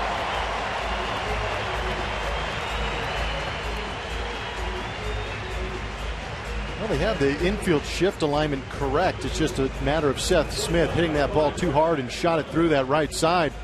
But in the same token, when you're facing a guy that's throwing 95 plus miles an hour, have a tendency to hit fly balls lofting in the other way towards that left center field gap. That's why it was so long before George Springer was able to get to that ball. You see Seth Smith didn't even realize it until after that ball got through the infield. Double number 18 for Smith. Well, he's been pounding out the two baggers. And that on a ground ball right through that hole on the right side.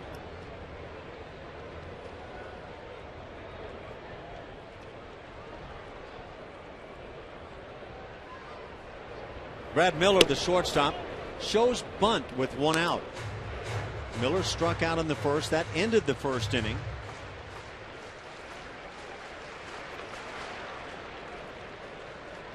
Miller hitting .230. Good, strong-armed shortstop.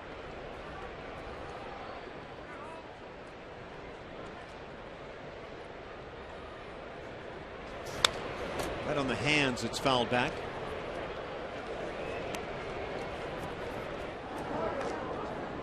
Tony Sipp getting it loose.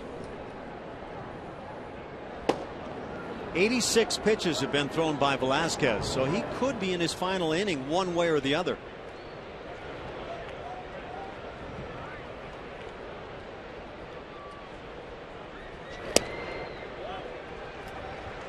Two and one the count.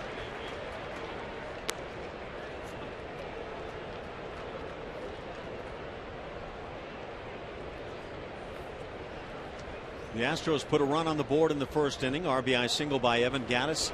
Seattle came right back. 3 walks in the first inning issued by Velasquez, and fortunate to allow just 1 run in that frame. The Astros with 1 more in the second inning, as Colby Rasmus, after doubling, scored on a base hit by Luis Valbuena. And that's your totals right now. 2-1 Houston. 2-2 the count on Miller.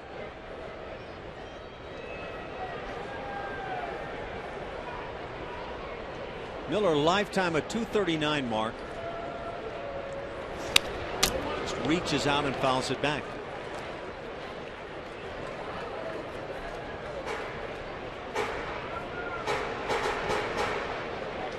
Yeah, you wonder if that changeup could get mixed in and maybe keep hitters off of the fastball a little bit.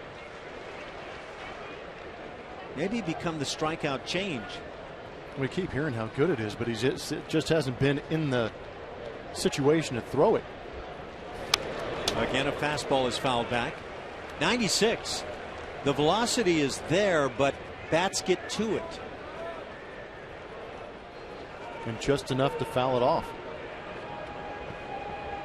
You see the breakdown against left-handed hitters. It's been fastball, changeup against those guys.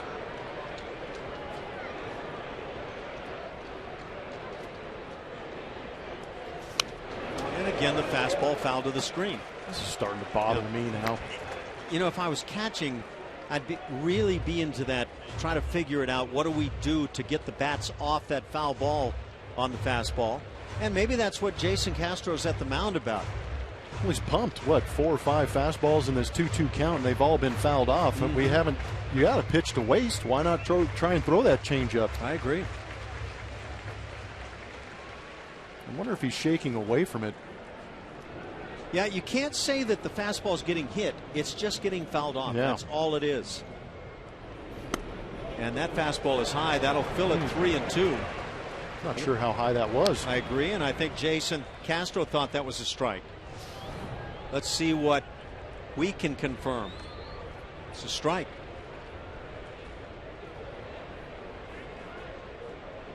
Again, that is Brian Gorman. He's the crew chief behind the plate. And ball 4. Castro wants the appeal. He comes back, palms down. So a 1-out double by Smith. The walk to Miller. Runners at first and second for the 8-hitter James Jones. And 93 pitches.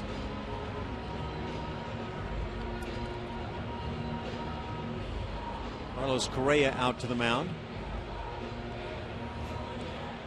Is there one guy in the infield that a ball club would like to have kind of be the semi-captain, if you will, the guy that goes to the mound and maybe relays a message from the dugout? It's typically your shortstop who is the leader of the infield more often than not, but sometimes you get that salty, savvy veteran around the infield. Lance Berkman was very good at it. Baggy was very good at it.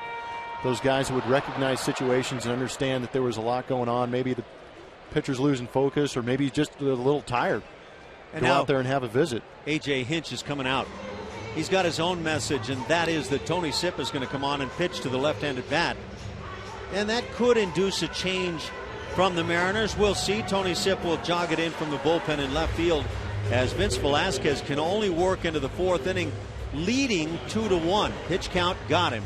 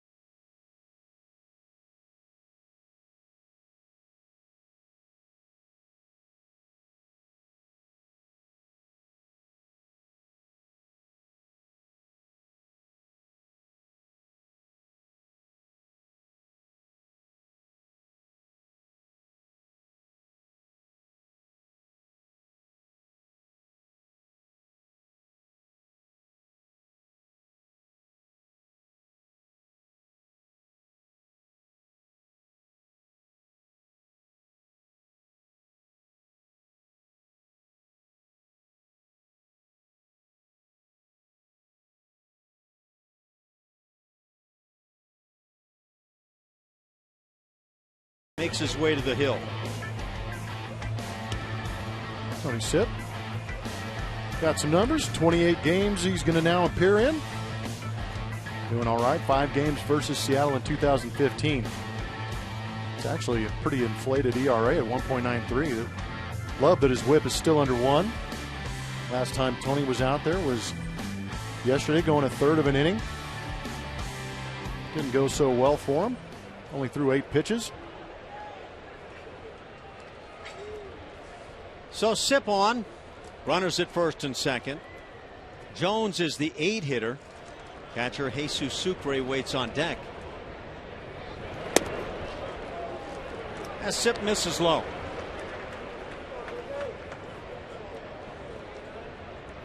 So for 3 consecutive starts now for Vince Velasquez, you find that he's got great stuff. You find that his fastball gets fouled off a lot. There are a lot of deep counts. His pitch count rises early, and it's hard for him to get deep into a ball game with all of that. And the ball games move along quite slowly. So you're saying there's room for improvement? Well, I would say so, but I guess number one, I'd say his stuff, there's no question about it. He's got very good velocity.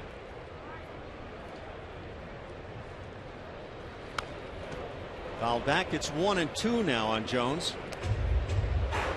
Yeah, and some of that refinement most guys would normally get in the minor leagues. These guys are trying to get here, which isn't a bad thing. Get to hang around your big league pitching coach. He gets a feel for you. You get an understanding of what's going on in the game. Breaking ball stays inside. 2-2 the count. But with some of the injuries, really, what are the options right now for the Houston Astros?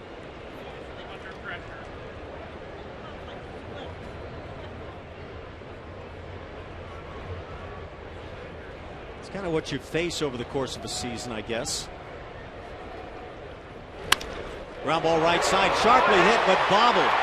And the out is called at second base, and that was close. So Marwin and the Astros may be fortunate to get this out.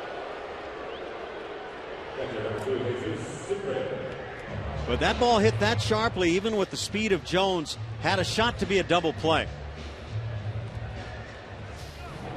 Really did. First and second, this would have been a big ground ball to get turned. Get out of that inning. Extremely close. That could turn out to be a key play in this game.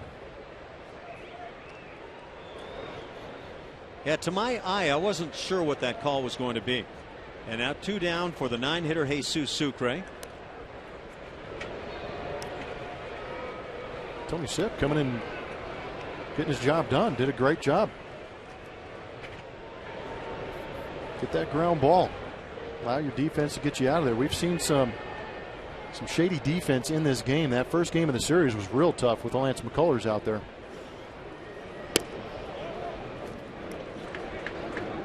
You wonder if James Jones could be on the move at any point. Talked about the numbers for Jesus Sucre, now hitting .048, 1 for 21 on the year. Has not walked. That one hit, a single.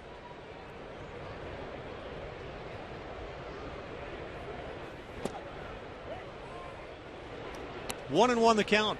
And I would imagine he would be running, and probably as soon as possible if he could, just to get in scoring position in case Sucre does drop a base hit out there. Score 2 runs on that base hit. I don't think it's going to be a situation where you try and have Seth Smith steal home, try and create a run that way. Especially the way Castro's been throwing. I think Seattle would be disinclined to try that. That's the second throw over to first base from Tony Sipp that's been low. And you just hate to see something slip on by Carter.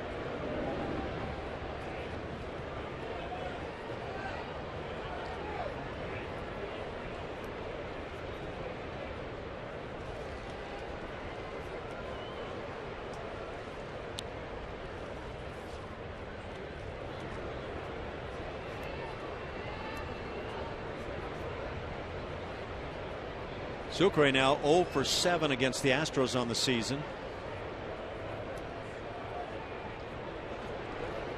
He struck out in the second. 1 of 5 today for Velasquez. Ball hit in the air right field, routine for Springer. Other than that sun issue, but George handles it perfectly, and that'll do it. Sipp comes on, gets a couple of big outs. It's 2-1 Houston.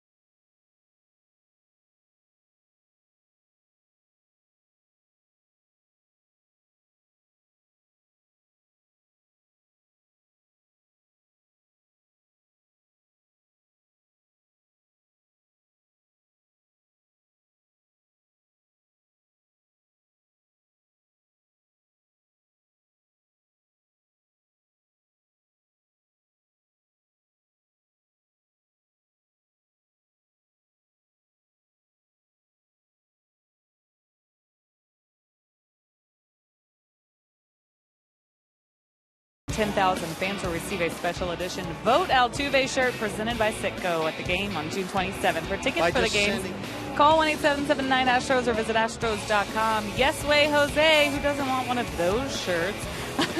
All right, Astros up to bat here, and coming into this game, really struggling at the plate as far as strikeouts goes. 45 strikeouts in just 3 games. So A.J. Hinch asked about this, and strikeouts are frustrating, of course, and he said, especially when they come in bunches, like it felt like for these guys. And he said he's really watching these guys to see how they strike out.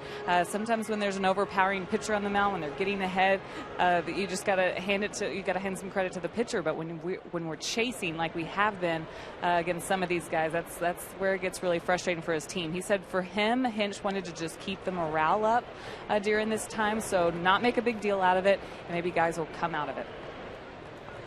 Thanks, Julia. Well, the guys getting ready to bat here in the 5th inning. Marwin Gonzalez leads it off, and Marwin takes a strike. And it didn't look like Marwin liked that call.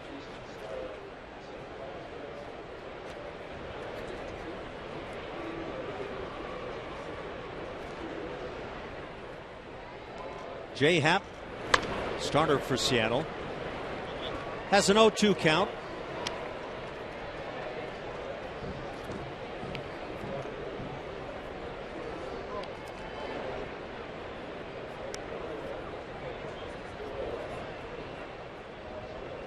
Crowd has filled in, not quite sellout, but close to it here this afternoon.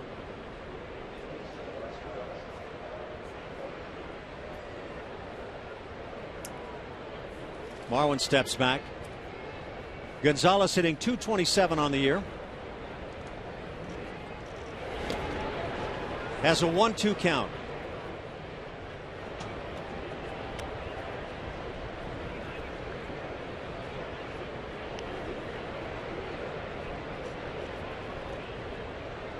That fourth of those 4 home runs coming in this series. Hit one in game 1. That pops it up. Is there room as Morrison comes over? He will make the catch. First out of the 5th. Houston Methodist helps us get to know Jason Castro. There you go. Favorite player growing up, Ken Griffey Jr. If he could do anything else, he doesn't want to do anything else. Already has his dream job, and hero you most admire. Good day for it.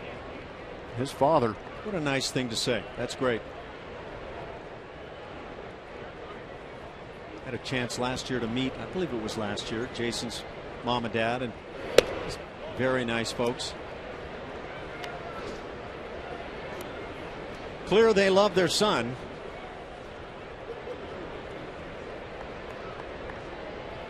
Castro struck out in the 3rd.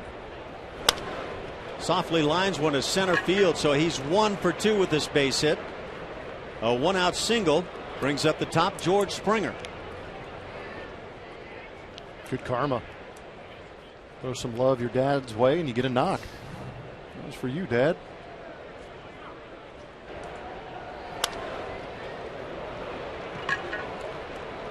Or maybe that was from me for loving you. Huh?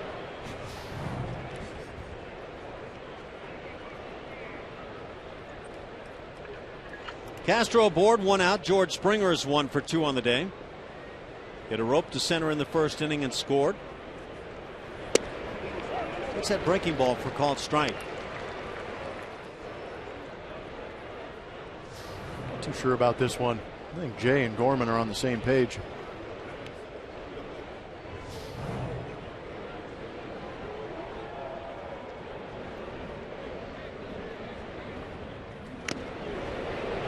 Fastball at 94. Jay Happ still able to dip into the tank.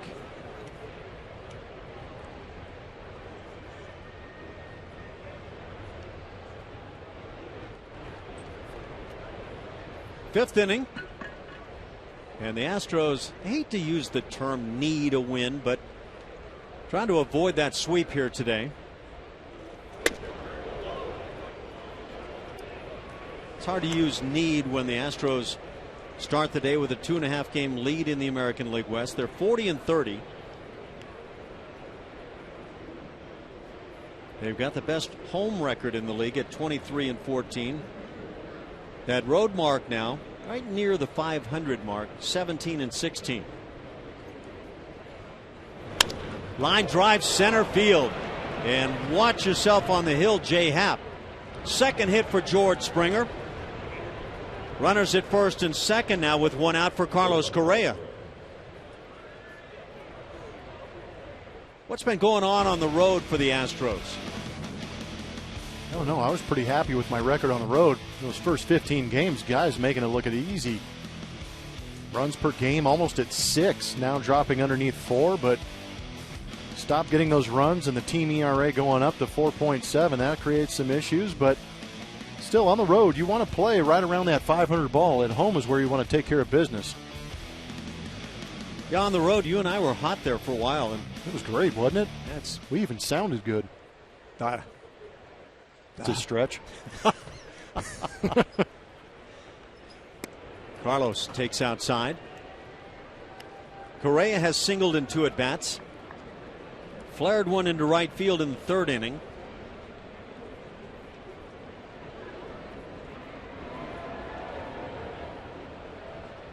It's the 13th meeting already on the year between these two clubs. The Astros had won 8 of the first 10, and now Seattle has taken the first 2 here in the series.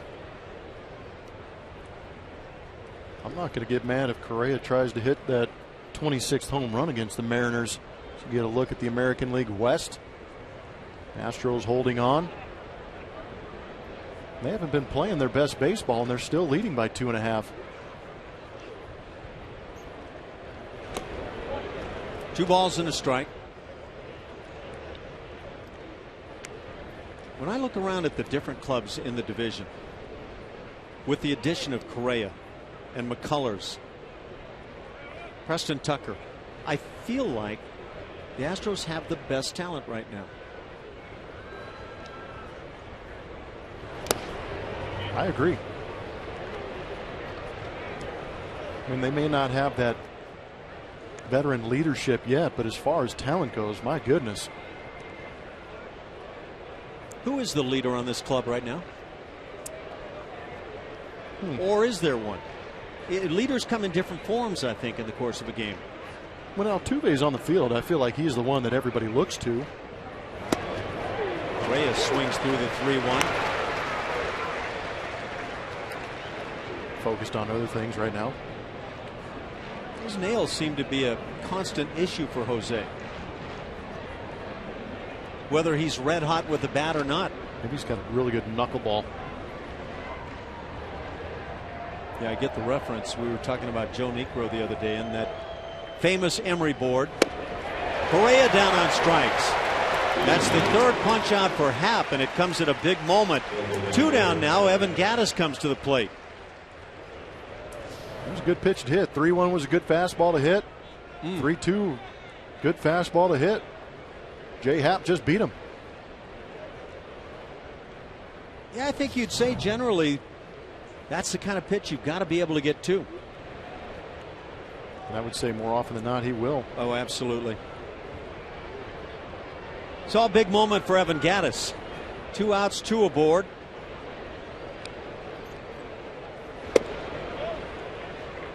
And is it necessary to have a leader on your club? Might be Dallas Keuchel for the Houston Astros. Yeah. How does that work when a starting pitcher who plays once every 5 days is kind of the guy that people look to? Just leading by example, professionalism, how he goes about his work, expectation he puts on himself. Other guys might want to do the same thing. Right-hander Tom Wilhelmsen throwing in the Seattle pen. That's 86 pitches now for Jay Happ.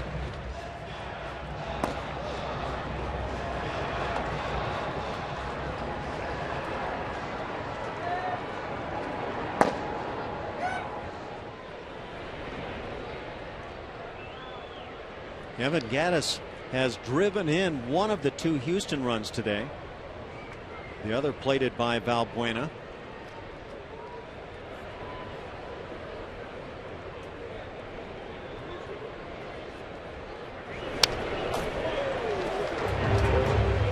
That was a tough pitch to deal with.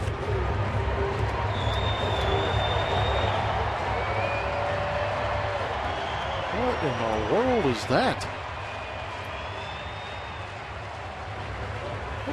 Oh, that is one spoiled kid right there. He's got his own travel tent on the back of that. I guess you can't call that a pup tent, but is that a just the kid tent, I guess, huh? Good grief. How long are you planning on staying out of the house?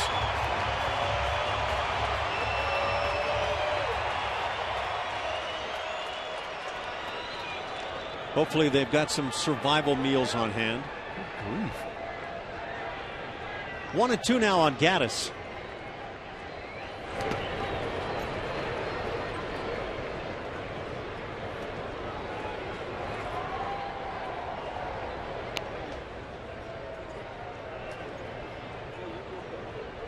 Happ rubs up the baseball.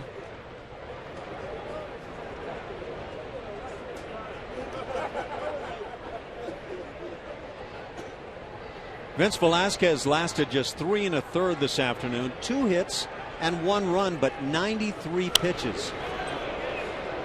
Gaddis stays alive.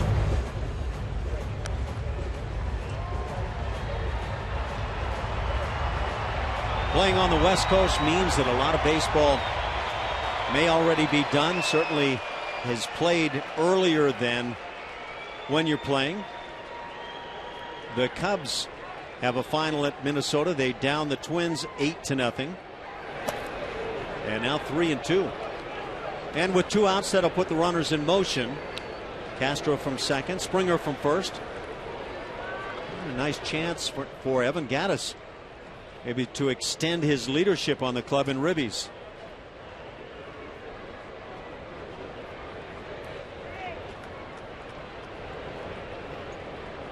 Jake Arrieta won his 7th for the Cubbies. 40,000 plus on hand in Minnesota to see that one. The Twins have surprised a lot of folks this year, maybe including their fan base.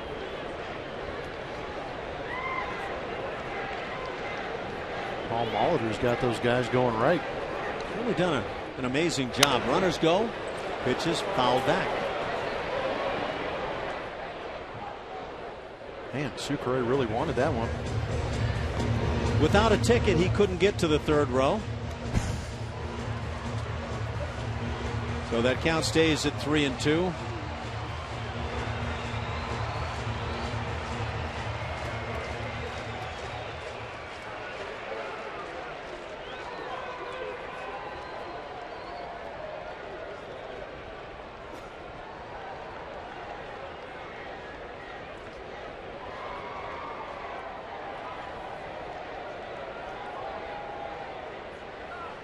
And timeout called.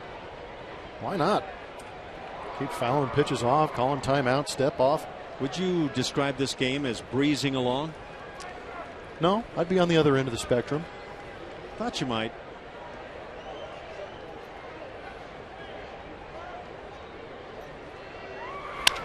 On the hands, ground ball to short and through the legs of Miller.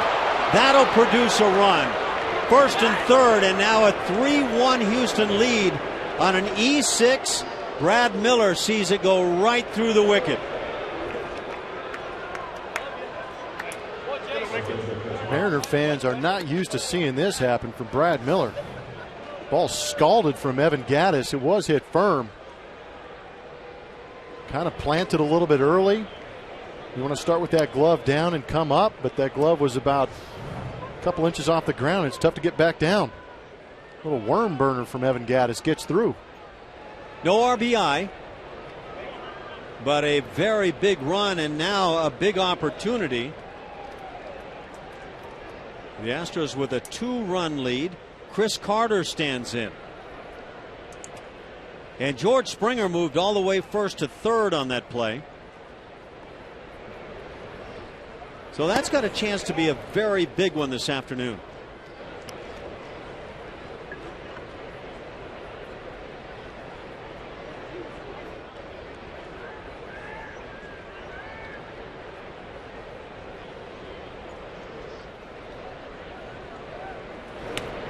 Carter takes ball 2.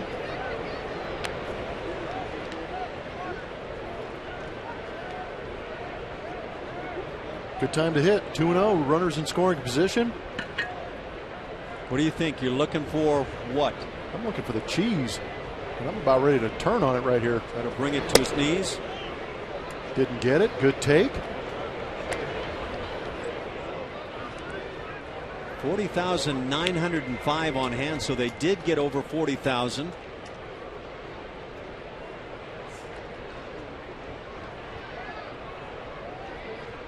And about 40,900 very disappointed on that ground ball.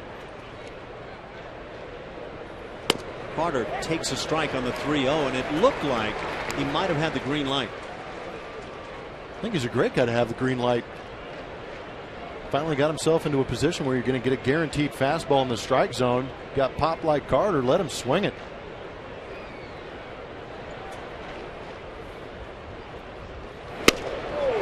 3-2. Go ahead. Let it fly. And now Gaddis will be in motion.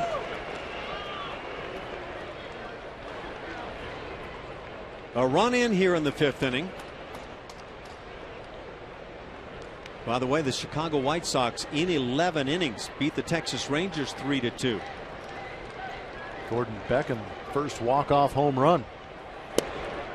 Pitch under the knees. It's a walk to load him up. And Colby Rasmus will stand in. I think Jay Happ wanted that pitch. That was a pretty good pitch. 3-2 count. Good fastball down in the zone.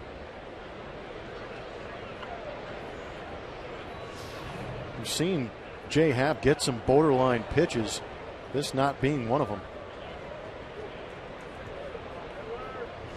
Yeah, you can see that reaction from Happ. Pitching coach is out there. That's Rick Waits. He'll meet with the entire infield of the Seattle Mariners. So yeah, 3-2 the White Sox in 11 down the Texas Rangers.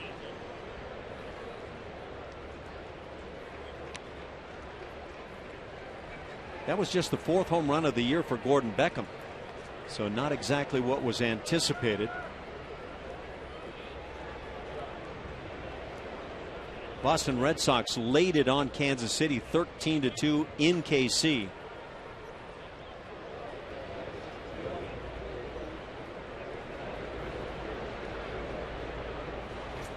First 3 hitters in the order for the Red Sox each had 3 hits. Mookie Betts, Brock Holt, and Dustin Pedroia. Colby takes a strike. And then for good measure, the shortstop Xander Bogaerts also had 3 hits. So a big day for the Red Sox. Big Papi hit a bomb in that game. Rumored to have gone 457 feet.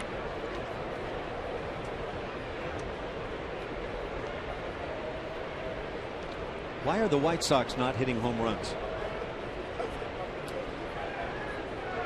I'm not sure. Well, they've got some big boys in that lineup too. The 1-1. And now 1-2 as Rasmus swings through it. Colby hitting .251. Do you ever wear the shades on a day game? I did not particularly like wearing sunglasses on offense or defense. I preferred the flip down on defense. I just felt that the depth perception was just a little off for me. Strike 3 is called, so Rasmus caught looking, and that ends the 5th inning. The Astros strand 3, but they do get a run and extend that lead to 3-1. For the Astros.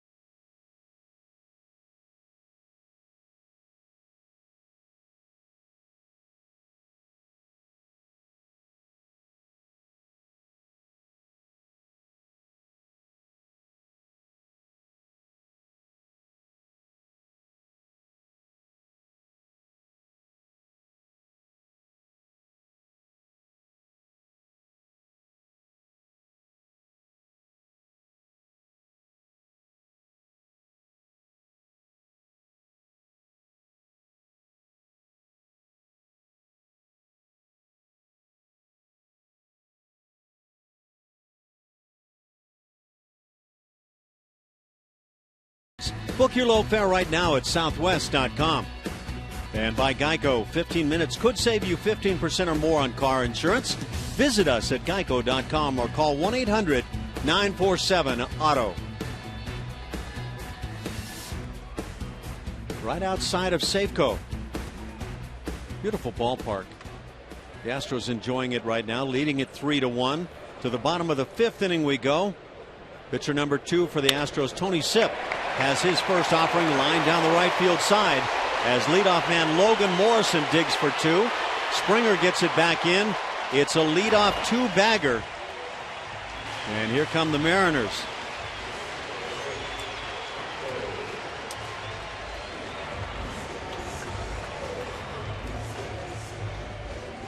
Good piece of hitting. Logan Morrison was ready to ambush. Seems that Tony Sipp here in recent times has had a number of early pitches, maybe even that first pitch, hit pretty hard. Just an elevated fastball, and if you're ready to hit that fastball and you get it up in the zone like that, usually put some pretty good swings on it. Mark Trumbo, the 2-hitter, stands in. He's popped out twice.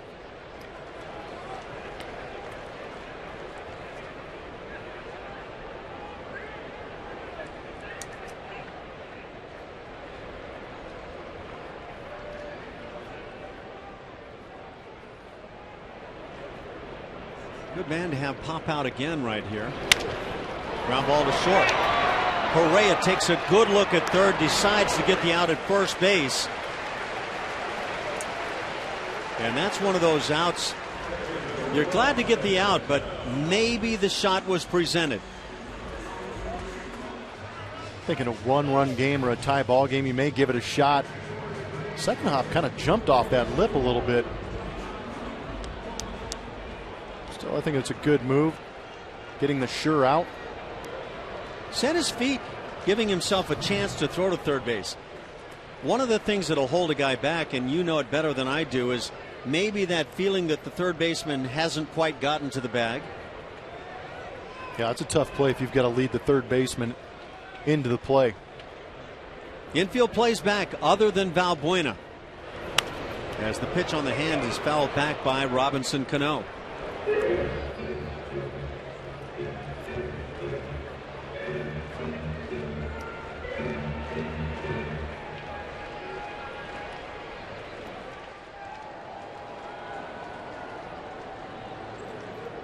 The Astros have out-hit the Mariners 7-3 this afternoon.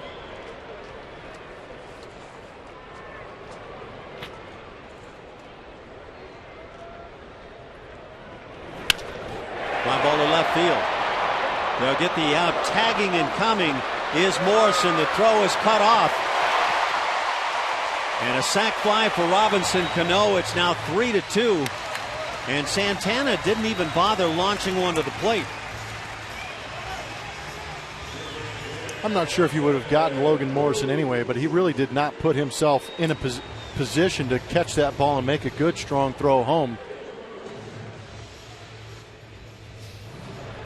Good piece of hitting from Cano. I would ask, why not? Well, you can see he kind of catching that ball going away from him. I'm not sure how much time he would have had to get in a better position, but still you'd like to see the effort. So that's going to do it for Tony Sipp. The Astros go to the bullpen up by a run.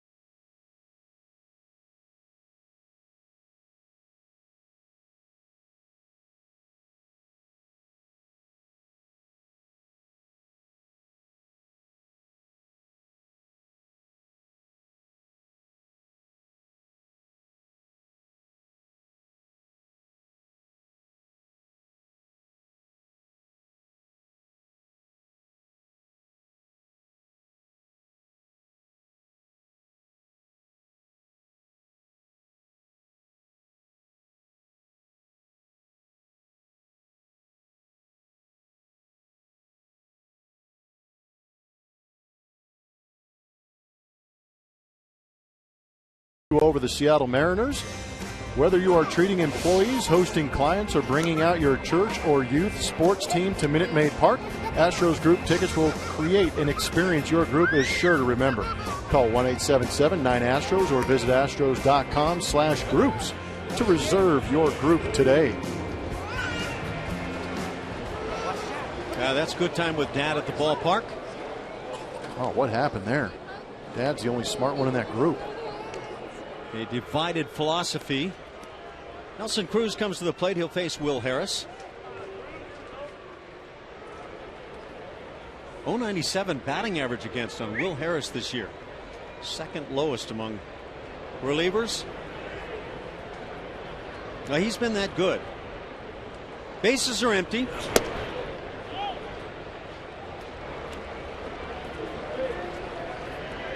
Nelson Cruz RBI single in the first inning and has popped out. 1 for 2 on the day.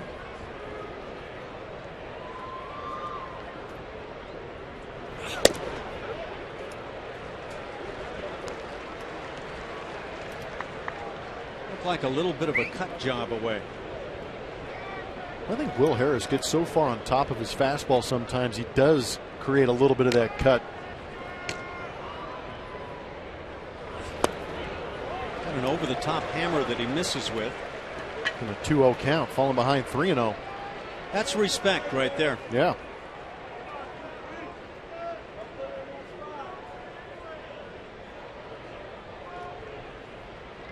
Will Harris is 30 years of age, just in his 4th year in the big leagues. And misses, so 4 straight. Cruz will head on down to first base for Kyle Seager.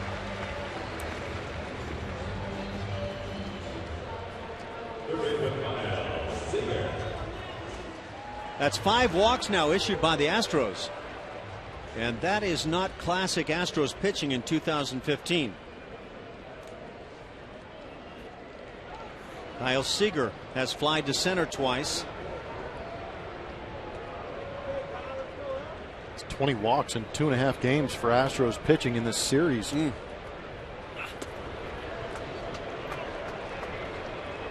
Yeah, it's been an unusual series, and not sure what has led to this.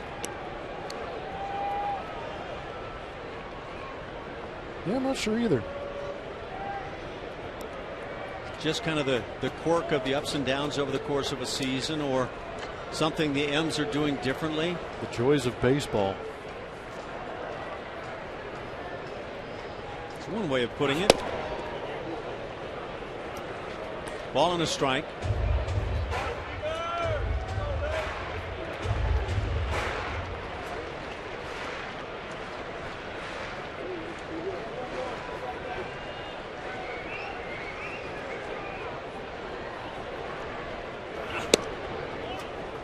You can hear Harris grunting out there. It's 2-1.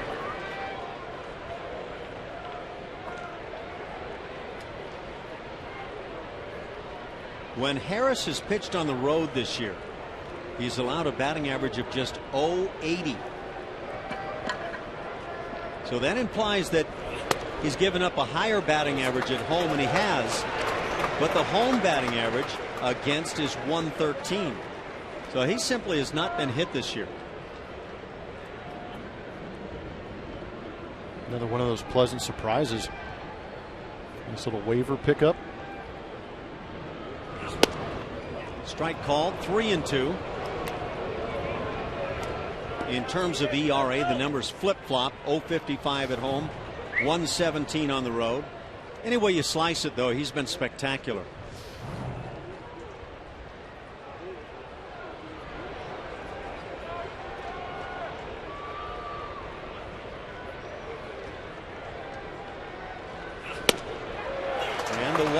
Back to back, Cruz and Seager.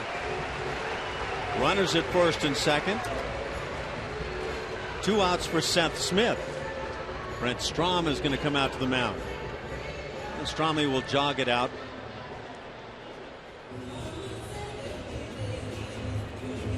It has been a slowly paced game. That's being nice. And you know, being honest, is it's a 3rd consecutive game of this kind of pace for Vince Velasquez in his starts now. Well, the walks. If you've got pitchers up there that are struggling to try and find that zone, they're going to. This is what happened. It creates a lot of base runners. It creates a lot of pitches. And then you add in the FBIP.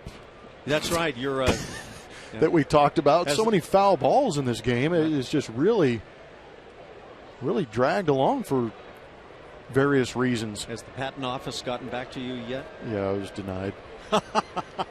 Fortunately. Yeah. Smith offers on the first pitch. That's been rare in the series. 0-1 the count. Not a bad time to ambush if you're a hitter. Yep. No, you're going to get a fastball. You got a pitcher out there struggling to find the zone, wants to get ahead early with that fastball. Why not take a chance? Had a couple of runners on yesterday and took a first pitch strike.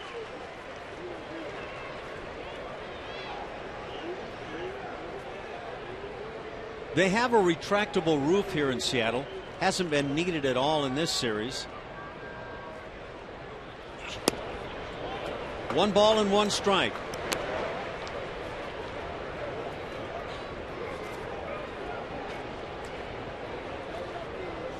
Inning started with a double down the right field side by Logan Morrison. He scored on the sac fly by Robinson Cano. And now 2 walks, Cruz and Seager.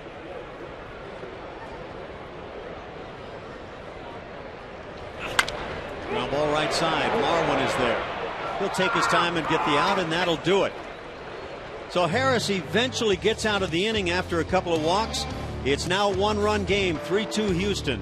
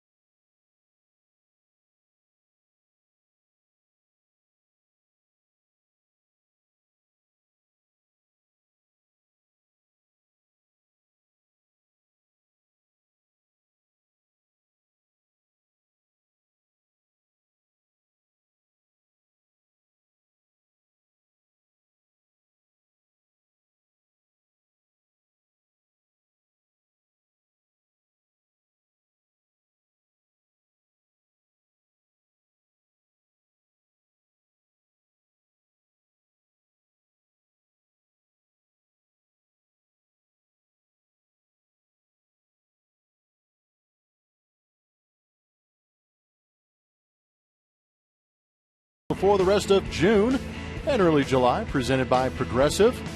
We are done here in Seattle for quite a while. I think we come back here late September, but we are headed south into Anaheim to play the Los Angeles Angels.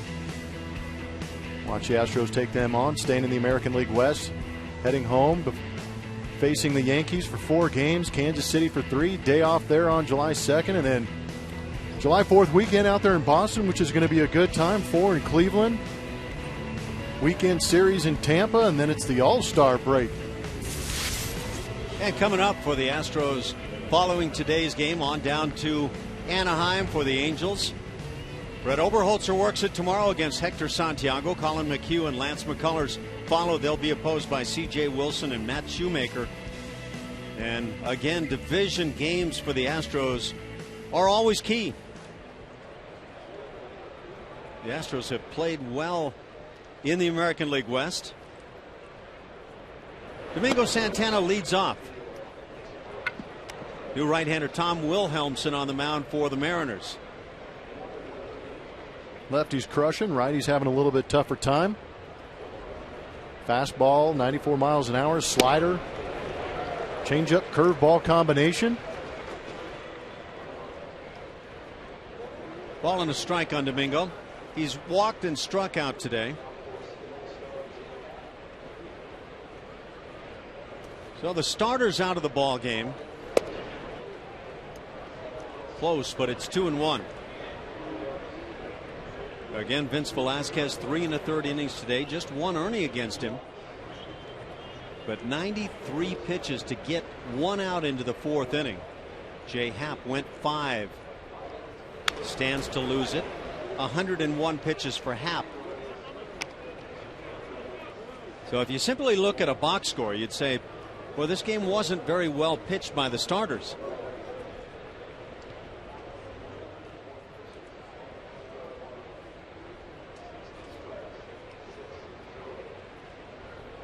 We are in the 6th inning and a 3-2 count on Santana. Astros pitching has walked 6. Seattle a pair of walks.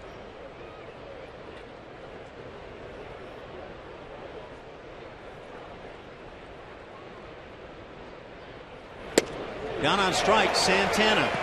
Second time this afternoon. First out in the 6th.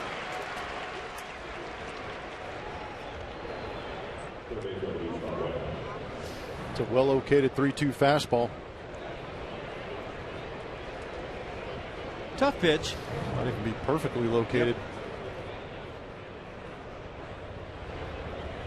And I always wonder, is that the difference between major league pitching for Santana versus minor league pitching? Absolutely. You're going to see a lot more strikes more often up here in the big leagues. Those tough strikes, though. Yeah.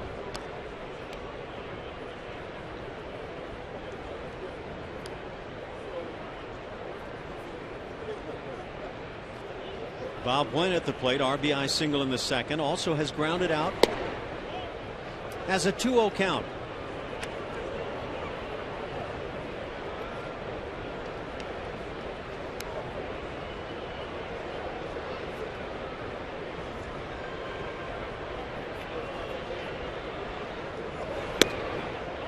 And now 2-1.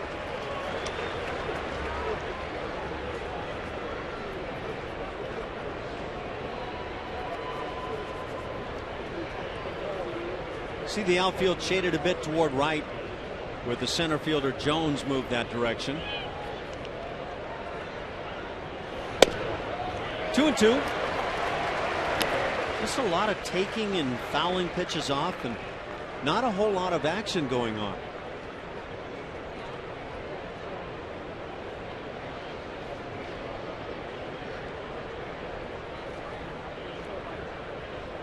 Wilhelmsen brings the 2-2.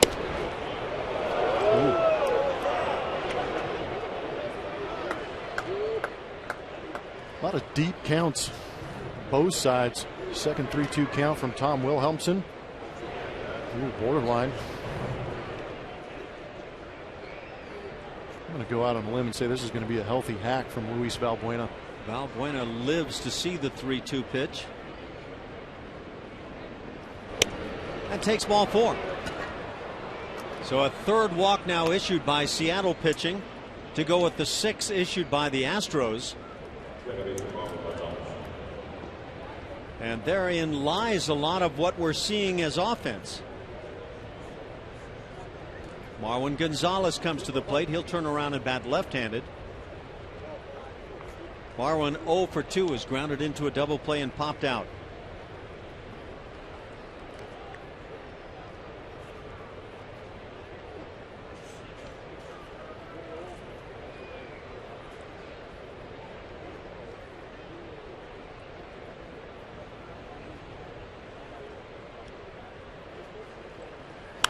Right on the hands, pop back to the seats.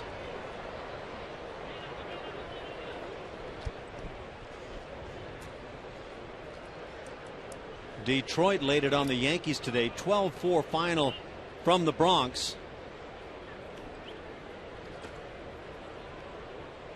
Anibal Sanchez picking up the win, his 6th on the year. Masahiro Tanaka taking the loss, allowing 7 runs, 5 earned in 5 innings and 10 hits. Tanaka not quite the same guy so far this year. Injuries continue to plague him.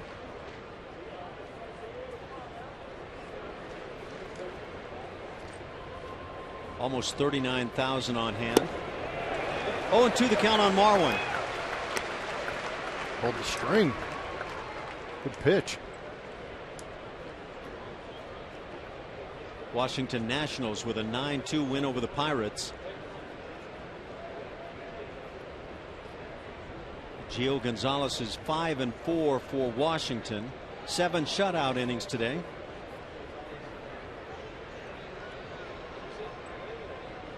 What's going on with Yunel Escobar since becoming one of the Nationals? Hitting .331 with 3 RBIs today. Not bad. Bryce Harper slammed his 24th long ball of the year. Guess that hamstring's okay. Would seem to be. At least he jogged that one out, I'm sure.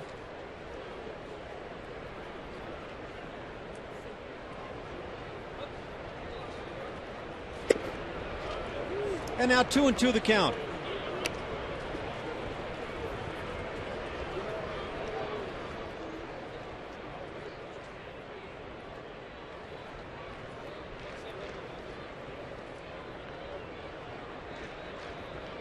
Quiet crowd, and for good reason.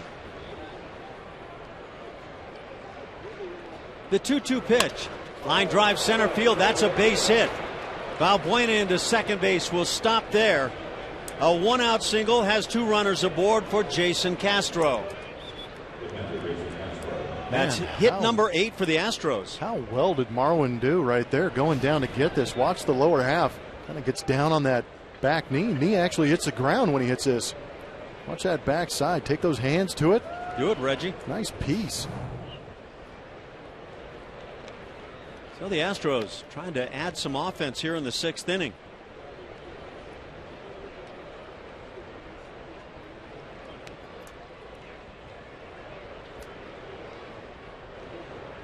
And now Jason Castro at the plate. He's 1 for 2. Struck out and singled. Scored the 3rd run for the Astros today.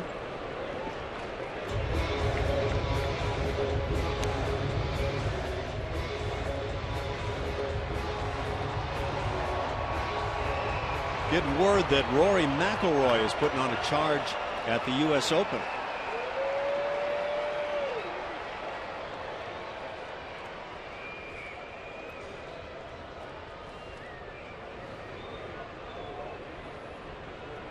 Castro hitting .228 as he fouls it off. It's 0-2.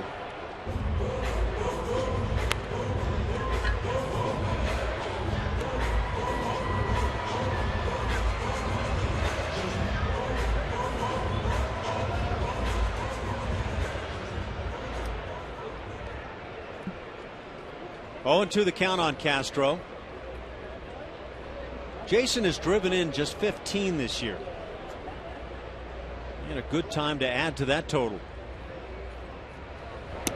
It's the breaking ball called strike 3. Castro caught looking and has some parting words. Let's see if he's got good reason for it. That was a pretty nasty hammer. Little head to toe piece. But down out of the zone.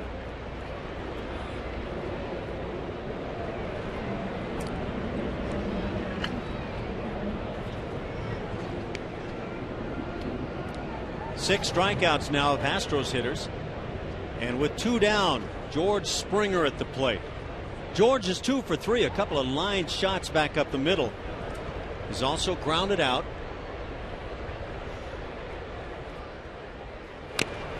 Good swing. One of those times where you need the big hit. And those have been hard to come by lately. I'd like to see the big hit.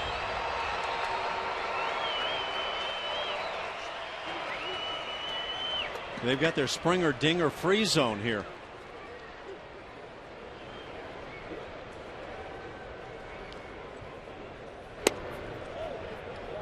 Just under the knees at 95.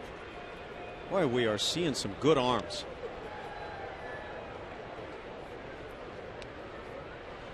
There have been good arms. The radar gun's been taking a beating on this trip.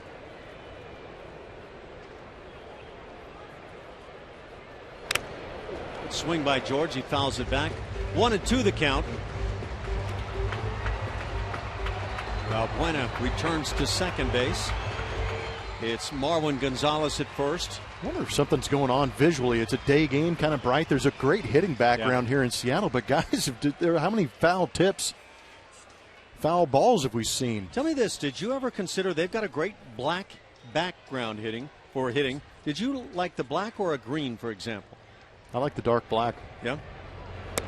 Springer goes through on the breaking ball, and that'll do it. 3 strikeouts in the inning. The Astros leave a pair, and after 5.5, lead it 3-2.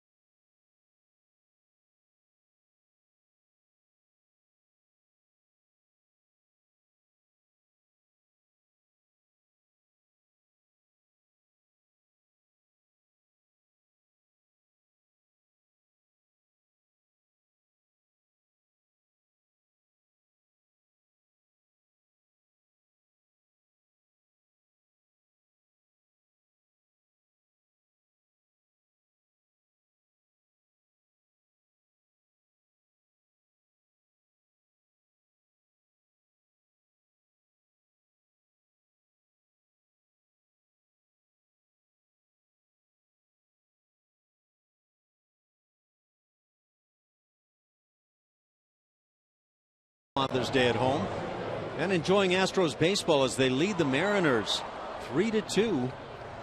Got some big time fans here at the ballpark,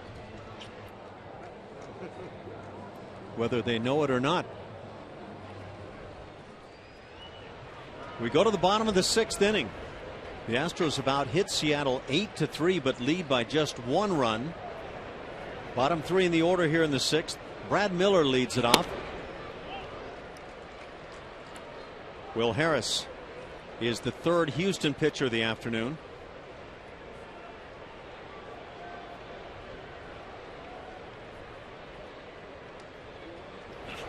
Has a 1-1 count.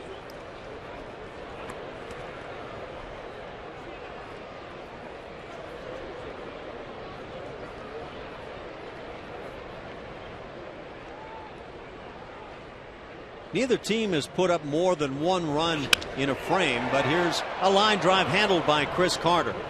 First out of the inning, little soft liner that Carter reacts on.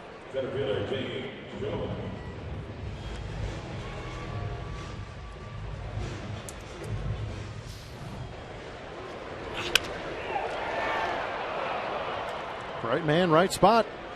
Got that big old glove. You might as well use it, huh? Little crossover to the right side. James Jones, the center fielder, is the hitter. He is struck out and grounded into a fielder's choice. The bunt attempt, and Harris barehands and gets him easily. 2nd out. Looking for games on certain days of the week?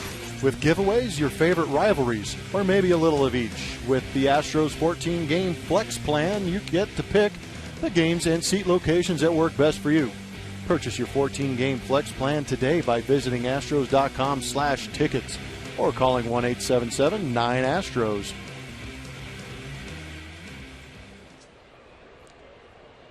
First 2 hitters retired. 9-hitter Jesus Sucre at the plate takes a strike.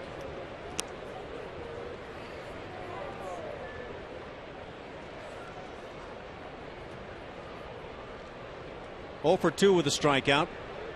0.45 the batting average. In the month of June, that doesn't help with the good sleeping patterns.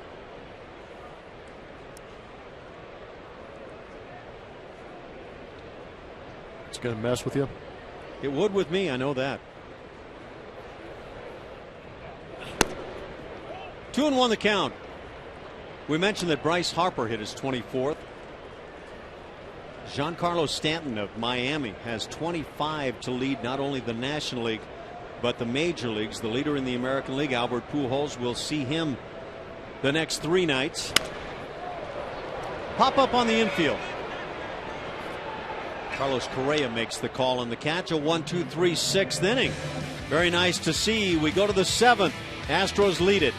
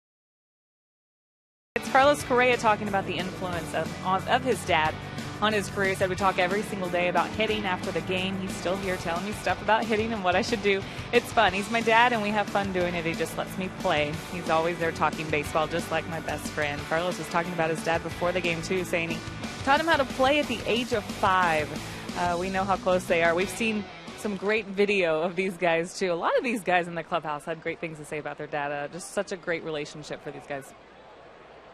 Dad must have known what he was talking about. If he taught this young man how to play at the age of 5, apparently some pretty good tutelage. That was his dad, not a coach somewhere. Carlos Correa 1 for 3 on the day. You just get the impression that with the way he plays the game, everything seems to be done right and well. Maybe at some point he could become a leader on the team. First pitch popped up down the right side. Morrison giving chase and can't make the play. Very tough play. That was going to be a great play if he had come up with that catch. So it's no play on the pop foul. Tough sun today.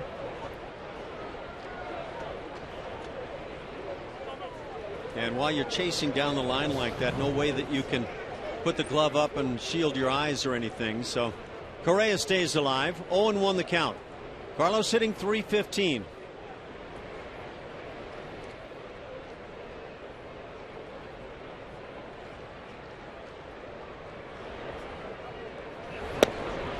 As a ball and a strike. Tom Wilhelmsen still working it for Seattle.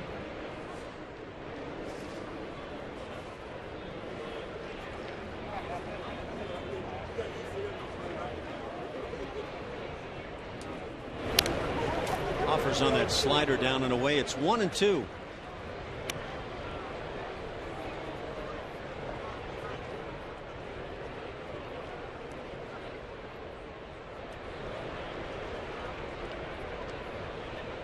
Mentioned that the Tigers laid it on the Yankees today 12-4. Victor Martinez is back in action. A couple of dingers in that one. It's a good job of protecting a pitch that might have been close.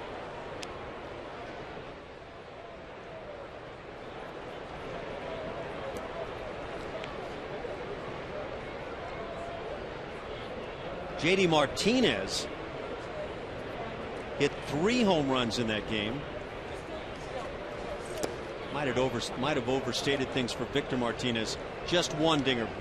JD Martinez, former Astro, hit 3 home runs in the game and now has 16 on the year.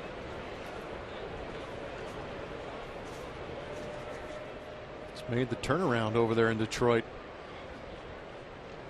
Hanging around Miguel might have helped a bit. The 2-2 to Carlos. And again protecting, just getting a piece. Spoiler. Take a peek around Major League Baseball, the hot and not. JD Martinez with the 3 bombs. Red Sox finally got to Chris Young. Garza had a rough day against Colorado. And Carlos Correa continues to foul him off.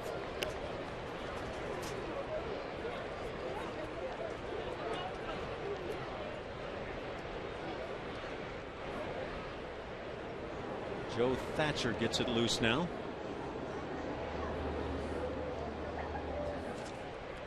He would be the Astros' 4th pitcher.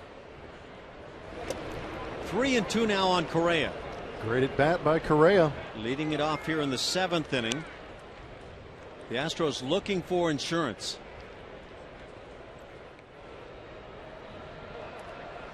Look at the location on some of these pitches. Staying down in the zone, but Correa did a good job of spoiling. Ground ball back up the middle. Miller comes on and guns to get him. First down in the 7th inning, and a battling at bat for Correa.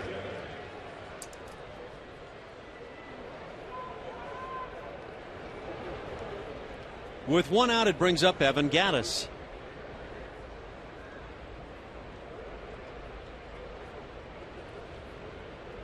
Baltimore Orioles put 13 runs on the board today and down the Toronto Blue Jays, who scored 9 themselves. 13-9 the final. Hit in the air right field. And now coming on to make the play is Trumbo, 2nd out of the inning.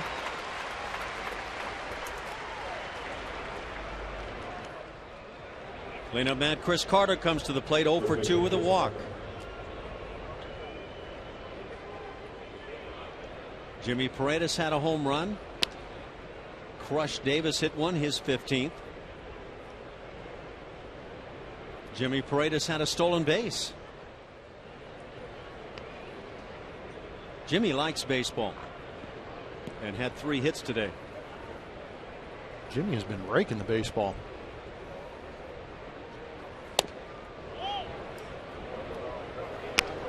Manny Machado has been making a push lately. He's hitting .303, had 3 hits today.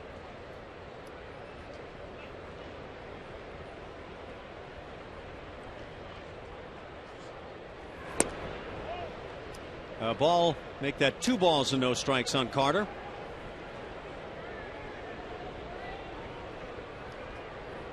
Joey Bats, Jose Bautista hit his 14th.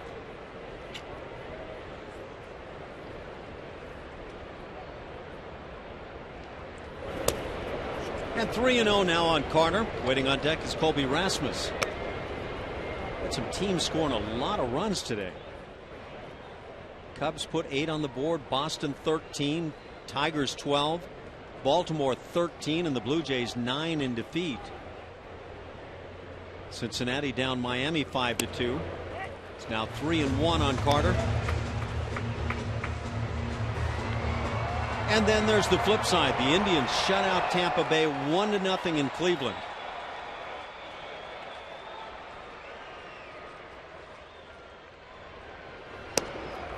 Two-out walk to Carter. Second time he has been issued the free pass. Colby Rasmus comes to the plate, 1 for 3 with a double.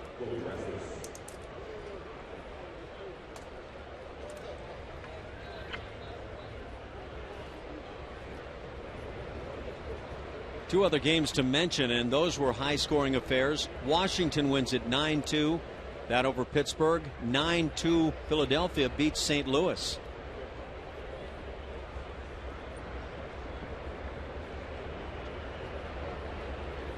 Right here, 3-2 Astros lead over the Mariners.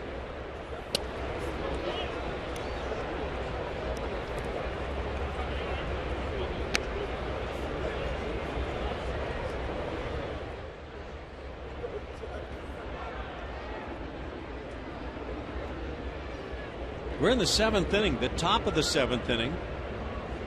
Seattle has thrown 140 some odd pitches. The Astros 127, and a drive to right field.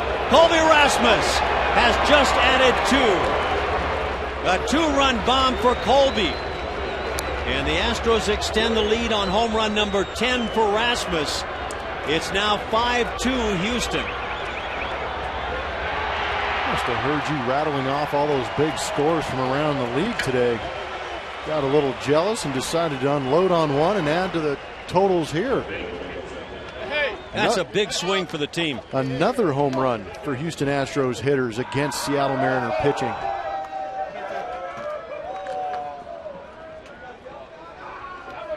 Runs 4 and 5 coming on that swing. First long ball of the day for Houston.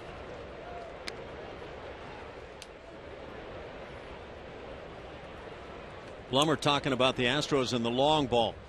Leading the major leagues, that's number 102 for the Astros. Domingo Santana takes a strike. It's 0-2. The Astros now have 5 members of their lineup, or members of their offense, that have 10+ home runs. The 0-2 is fouled off by Santana, who has struck out twice today. Well, that's a big swing. And it doesn't happen without the walk to Carter. Yeah, there it is. 26th home run against Mariner pitching in 13 games. Pretty good rate. Well, again, the Astros had won 8 of the first 10. They come in here to Seattle and lose 2 straight.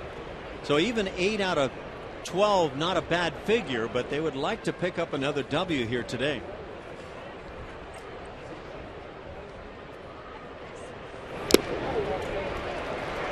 Down on strike, Santana, 3rd time today. The Astros put 2 very big runs on the board and lead at 5-2 as we go to the bottom of the 7th inning. We stay here for God Bless America.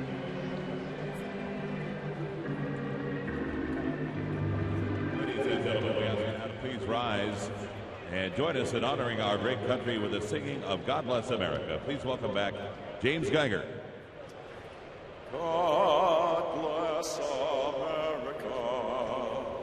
Lands that I love, stand beside her and guide her through the night with a light from above, from the mountains to the prairies to the oceans white with foam. God bless America, my home, sweet home. God bless America, my home, sweet home.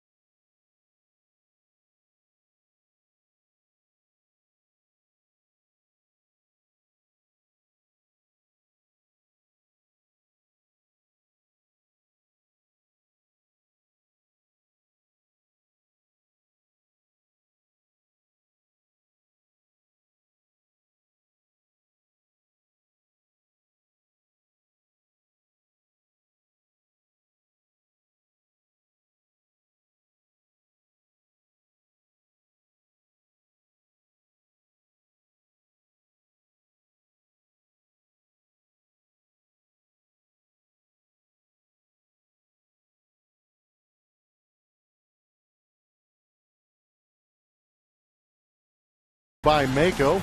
Big hit of the game. Glad to see it off the bat of Colby Rasmus. Got it ready, got the foot down, barreled it up nicely, launched it out there. Big 2-run home run, extending that lead to 3 runs over the Seattle Mariners. Party time in that Astros dugout. Just another home run against the Seattle Mariners. And now Joe Thatcher comes on. He will work it here in the bottom of the 7th inning, facing the top of the order for the M's. 25th game on the year. Fine ERA at 1.88.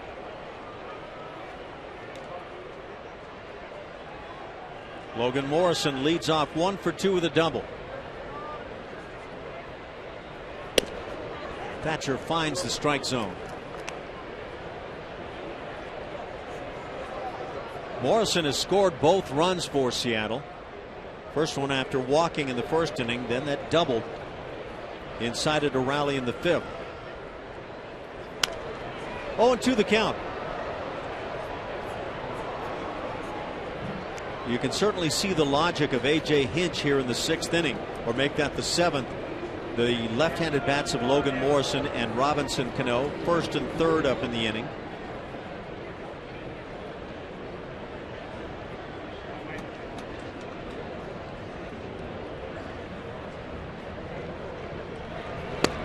Little half swing. Wow. You could hear the foul tip. Down on strikes Morrison. So Thatcher gets his first man. 6 strikeouts by Houston pitching. Pretty nasty. Not a comfortable left on left. Open up that front side. Tough to hold up.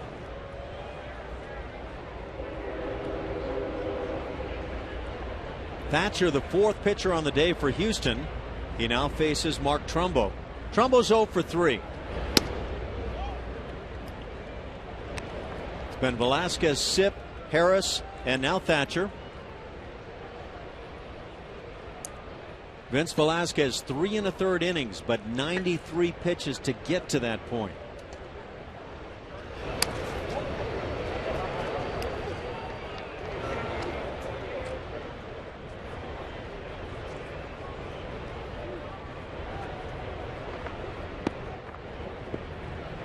The Astros have been swept 3 times this year.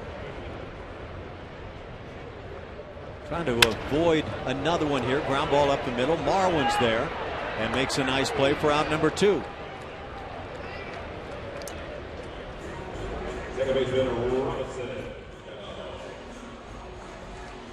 Two outs, bases empty for Robinson Cano. He's walked, struck out on a sac fly, and that sac fly in the 5th inning provided Cano just his 22nd RBI of the year.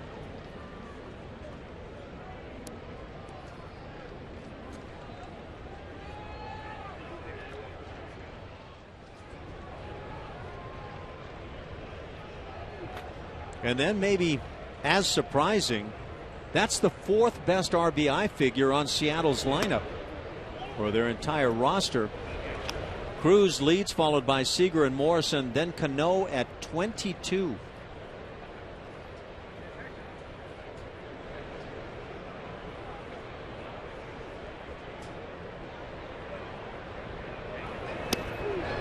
Seattle Mariners 14th in total runs scored on the season in the American League.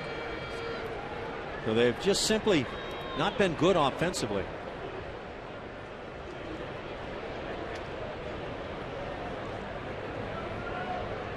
The 1-1. You got any logic behind that, or we know now that Edgar Martinez is the hitting coach for the Seattle Mariners, trying to get them out of the basement of the AL. So what can a guy like Edgar do when he comes in midstream and tries to fix a team?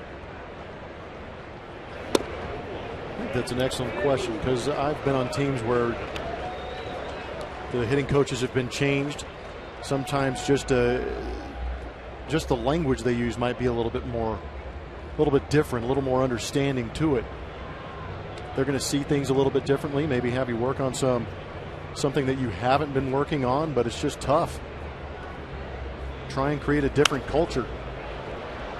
3-2 now on Cano. We saw a couple of years ago the Kansas City Royals were struggling with their offense. They brought in midstream George Brett, and he shut it down at the end of the year. But can a George Brett or an Edgar Martinez come in and change things offensively for a club? Well, you know for a fact that that guy's brain and his eyes right there are going to see this game a little bit differently. He was an excellent hitter in the big leagues. So there might be some little quirks or little things that he's seeing that he could help these guys with. Cano puts it on the ground. Correa handles it and gets the out, and that'll do it. A 1-2-3 7th inning. Thatcher gets the job done. It's 5-2 Houston.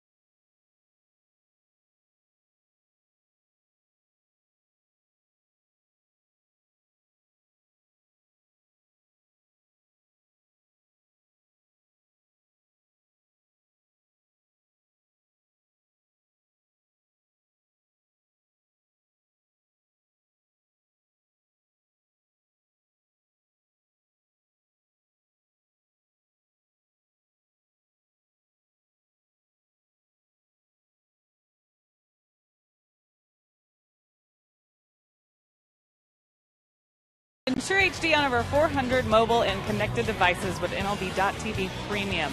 Real-time highlights, live look-ins, pitch tracking, and more. Blackout and other restrictions apply. Visit MLB.TV for details. Jed Lowry made this trip, of course, a Northwest guy. His family lives about 3 hours from here, but good for him to spend some time with the team after missing some road trips since having surgery on that torn ligament in his right thumb. But good news, he's been taking grounders, light baseball activities, nothing too intense just yet as he's trying to work his way back. Still not scheduled to return until about All-Star break time, but definitely good to see him out there and trying to stay in shape, but get in shape, I guess you could say, as he's looking forward to a return to this Astros lineup, guys. Thanks, Julia. I'm looking forward to him getting back in that lineup. I really was enjoying what he was doing when he was healthy. Played well. Great at bats. Left-handed veteran, 38 years of age, 13 years in the big leagues. Joe Beimel comes on now to work in the 8th. We're in the 8th inning, Blummer. Can you believe it?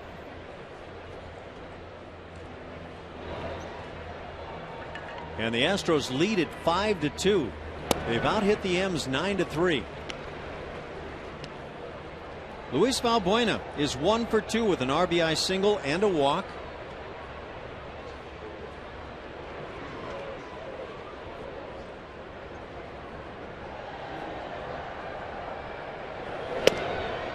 And 0-2 the count, right on the outside edge.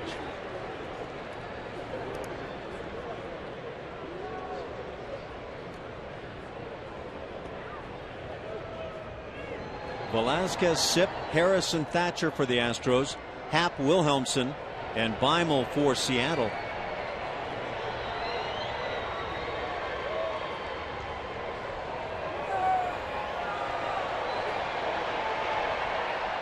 And the 0-2. And we've got the wave going on the West Coast. Yeah, swells aren't normally that good up here in the Northwest. They've got a wave going here. They come in sets, don't they? Yeah. On a good day. That one kind of fizzled out. The 1-2 is outside. Comes that second set. How do you feel about the wave, Ash? Not a big fan. Me neither. Just kind of wears me out watching it.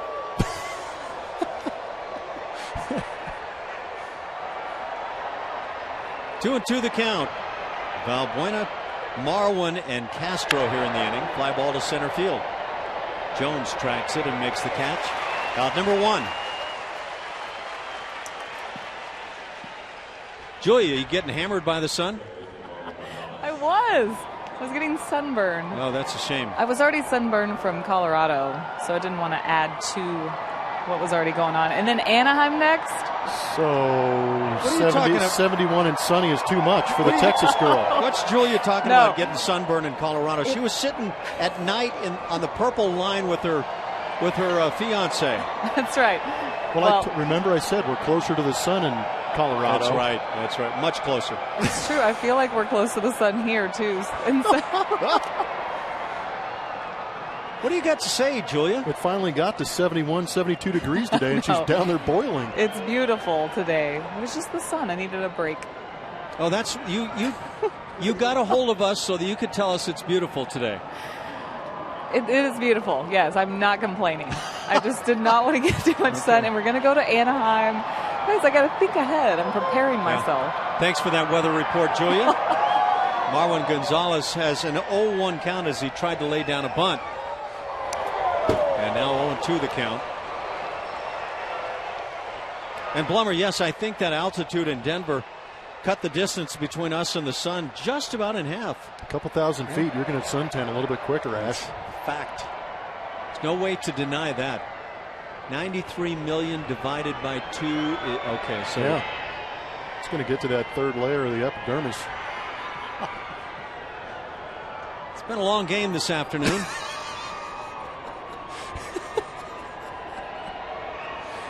The Astros creativity's off the charts. Yes, the Astros have a right-hander throwing in their pen. Pat Neshek. And now Marwin down on strikes, second out of the inning. That's 9 strikeouts of Astros hitters. In the first 2 games, they struck out 13 and 15 times respectively.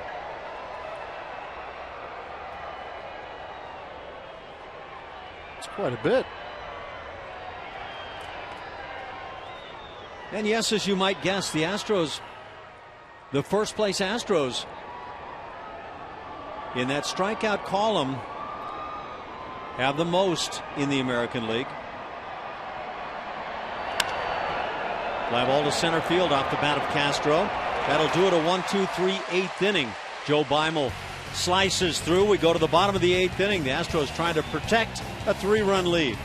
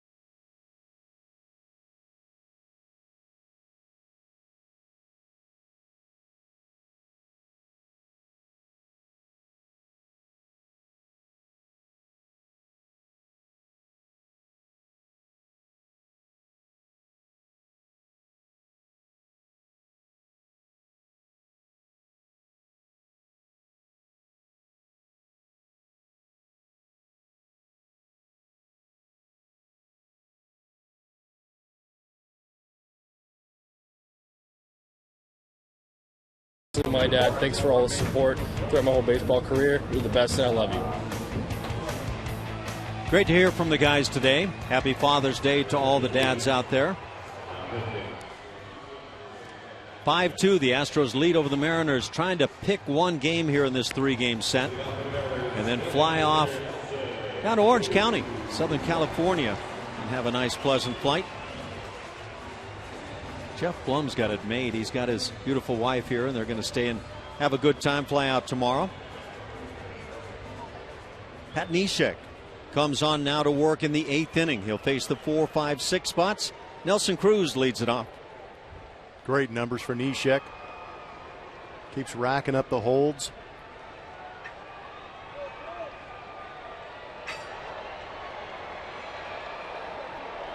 Nelson Cruz started the day with an RBI single in the 1st inning. That tied the game at 1. Since then, he's popped out and walked.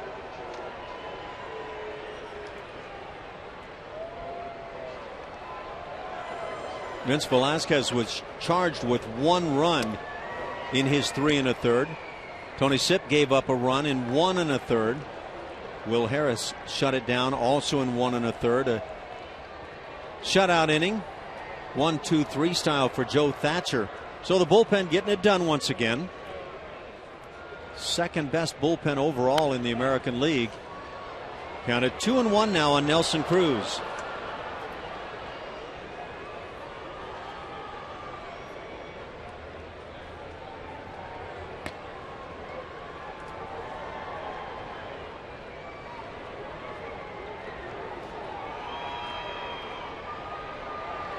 Nelson Cruz, 19 homers on the year, now 44 RBIs, puts it on the ground, backhanded, and Carlos Correa right over the top just brings it to first, and out number 1. Key to being good on defense is getting yourself in a good position to field the ground ball. Gets over there nicely. Good backhand, see the ball in your glove, and when you know you've got a cannon in your back pocket ready to fire, that's what you can do. Stand right up and let it go. Does that very well. You know, he's got a really good arm in this Astros infield that gets overlooked a lot, is Marwin Gonzalez in my assessment. No, I agree, and it's kind of fun to watch guys who play shortstop a lot move over to second base because they seem a little more relaxed knowing that they have that weapon of an arm to be able to take your time, field the ball a little bit deeper, and make a good strong throw. And that said, and I look around the infield, Valbuena has played a solid third base and very accurate with his throwing. I think it's been a part of what has made this pitching staff so good. And speaking of Valbuena, right in position as this slashed ground ball comes his way. 2 outs on grounders here in the 8th. This is not easy as a third baseman. The left-hander just kind of inside outs one at you. The funky English on that, but picks it up clean. Seth Smith is 1 for 2 with a walk. That one hit a double in the 4th inning. His 18th on the year. Mentioned the Astros bullpen second best in ERA. Baltimore starting to close in at 3rd, but Kansas City still remains atop the division in that regard. 191 ERA. Diving stop at second by Marwin, and then has the easy play to get Smith. 3 ground balls, 3 outs in the 8th inning. We go to the 9th. The Astros with a 5-2 lead.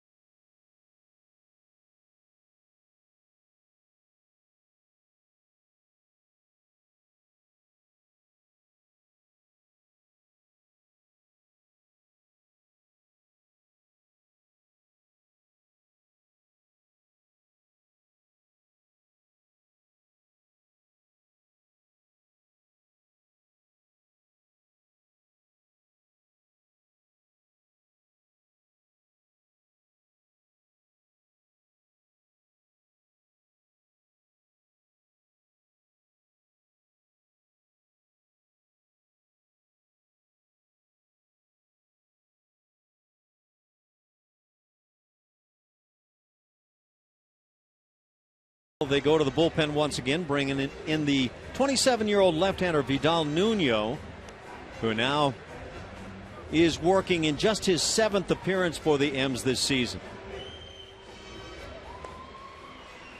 Just as we promised earlier in the game, it's Miller time, brought to you by Miller Lite.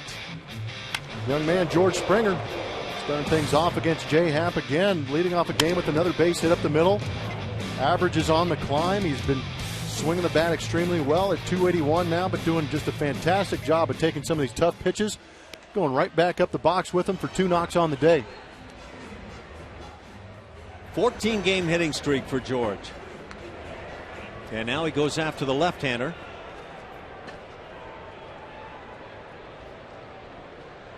George has picked up 1 strikeout on the afternoon. Scored a run, a big one back in the first inning.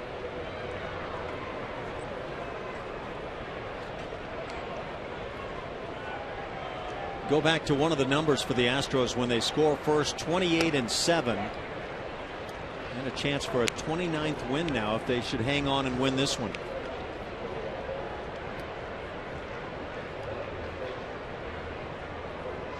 Vidal Nuno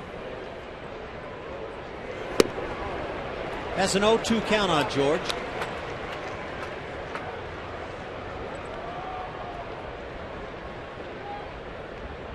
Blummer talks about salvage hits a lot of times when you've got an 0 for 3 going along and you manage to pick up a hit late in the ball game. When you're 2 for 4 and you get one of these at bats, a chance to really have a day.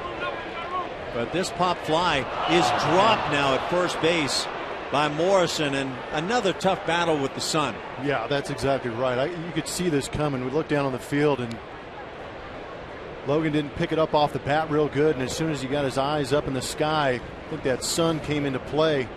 By the time he got to it, it was a guessing game. You could see him hitting the thumb part of that glove. He did the best he could, but real tough play. No error has been charged. They ruled it a no play. It's now a 1-2 count. Well, you've played the infield an awful lot. When you've got a sun like this to deal with, it can be pretty close to impossible at times, can it? It really can. Number one, tracking it. Oh. Pitch is hammered left center field. Watch this at the wall. See ya. George Springer launches number 12. And George Springer adds to this lead now, 6-2 Houston, and the second home run on the day for the Astros. Completely forgot what I was talking about. Were you talking? That was a bomb. That's what you do. You talked about getting salvage hits, but every once in a while you get 2 knocks on the day. Get greedy. Oh, we got all kinds of stuff going on now. So how does this stuff come about? Does it happen? Oh, it's camaraderie. That's all that is. That's internal. Do guys practice this in the clubhouse? Or how many home runs have they hit on the season? 102, 103 now. These guys hit bombs. 8 straight games now with 2+ home runs for the team. That's pretty impressive. Woo. But when you're hitting that many home runs, you're going to create some kind of joyous celebration after each one. Yeah, I can just see the guys back at the hotel working on these moves. Does that happen? I'm not sure if I take it that far. You're now just a lowly broadcaster. Correa hits it in the air to center field. Jones with the play.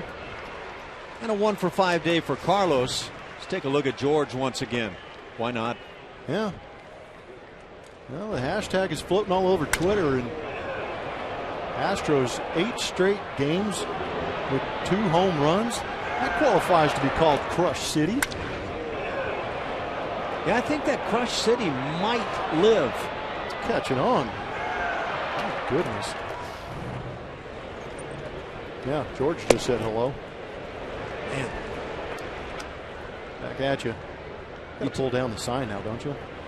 Apparently, he didn't hit it to the dinger for his zone.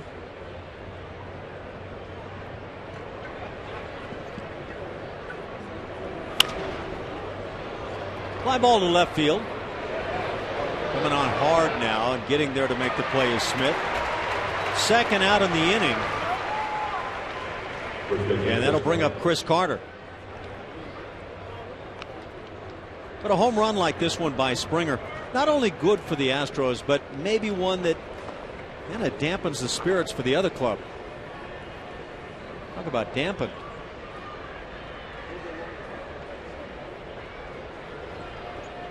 Springer's average is up to 284 now. Does he become more and more viable as an all-star candidate this year? I think he's making a strong push for it.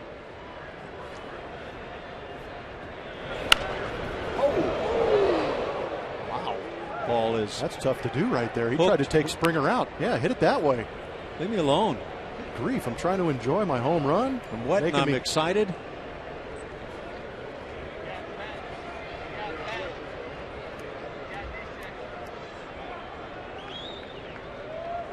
We're in the ninth inning, 6-2 Houston.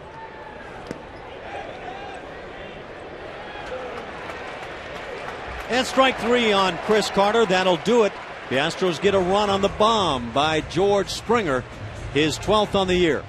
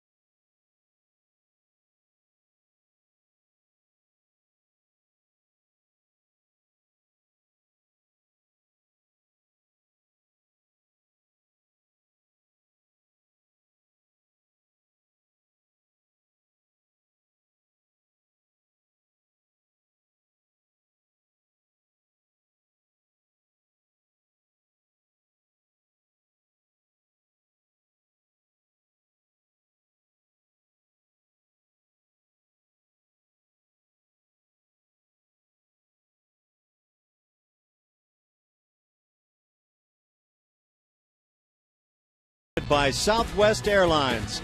Book your low fare right now at southwest.com. Such a gorgeous place. Mount Rainier towering in the background. It is beautiful. That's one of the fun things about flying in and out of Seattle is it feels like you're right next to the peak of that. Got to have the loading docks and the mountain all in one shot. That's perfect. Yeah, there's a lot of good sights around here. Well, the Astros with 2 more home runs on a day where they strike out 10 times. And now Luke Gregerson comes on. Not a save situation. 4-run lead here in the ninth inning. Gregerson has a chance to face the bottom 3 spots in this order. And Brad Miller, the shortstop, will lead it off. Good time to come in and get some work. Last time we saw Gregerson was back on the 16th. Went 1 inning, got 1 strikeout. That was for his 17th save. Only threw 7 pitches in that. The only inning of this ball game, 6-2 lead for Houston, where there's more than 1 run up on the board, is the 7th for the Astros. They put a pair on the board in that one. For Gregerson, he is the 6th pitcher on the day for Houston. Don't know if you can recall back, but Vince Velasquez started today's game. You sure?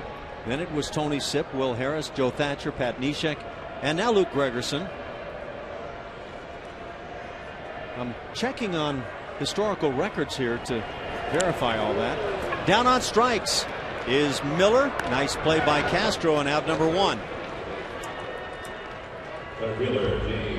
7 strikeouts by Astros pitching.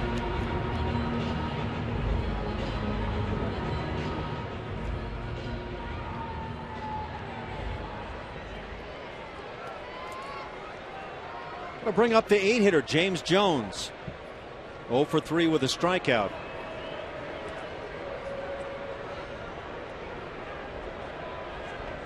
J. Happ stands to take the loss this afternoon.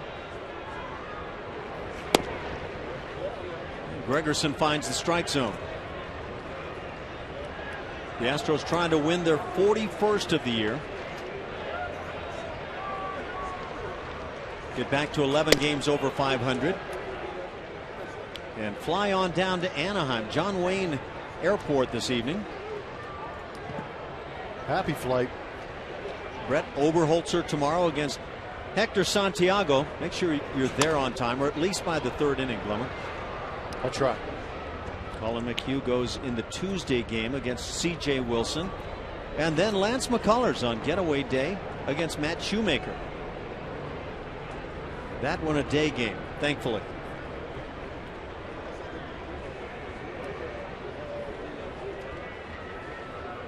And the Astros come back home to the New York Yankees for 4.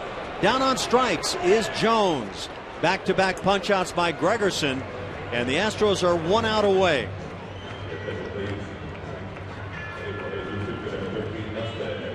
Our weatherman on the spot has a little something else for us. What a grinder. Able to make it through this game with this searing heat. Wow. I just want to say Happy Father's Day now that my mic's up. Can I sneak that in there to my dad? Okay. You'll be nice to me. We're always nice to you. You're just sensitive and you have light I'm skin. Sensitive to the sun, yes. You're sweating so much you have a wristband on. That's I didn't beautiful. say it was hot. Line shot into right field. Solid base hit by the pinch hitter. Dustin Ackley gets that base hit.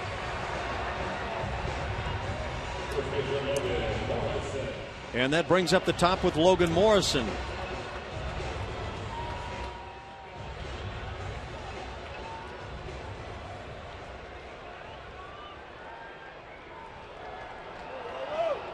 Morrison is 1 for 3. He's also drawn a walk. Had a double in the 5th inning.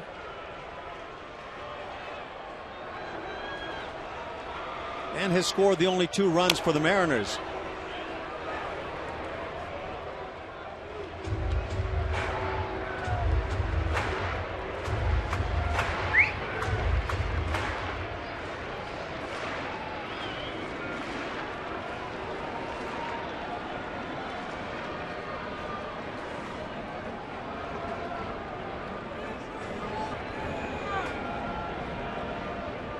Won the count on Morrison. And it's 1-1. The Angels defeated by the Oakland A's today. 3-2 final for the A's. So the Angels for the moment are now 5 games back and could fall to 5.5 back. Texas Rangers beaten in 12, or rather in 11, by the let's try that again, by the Chicago White Sox. That final 3-2. So the Rangers 3 games back at the moment.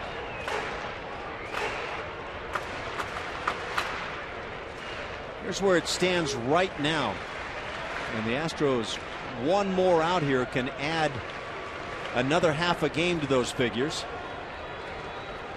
Get a chance to go down to Anaheim and increase the lead against the Angels too.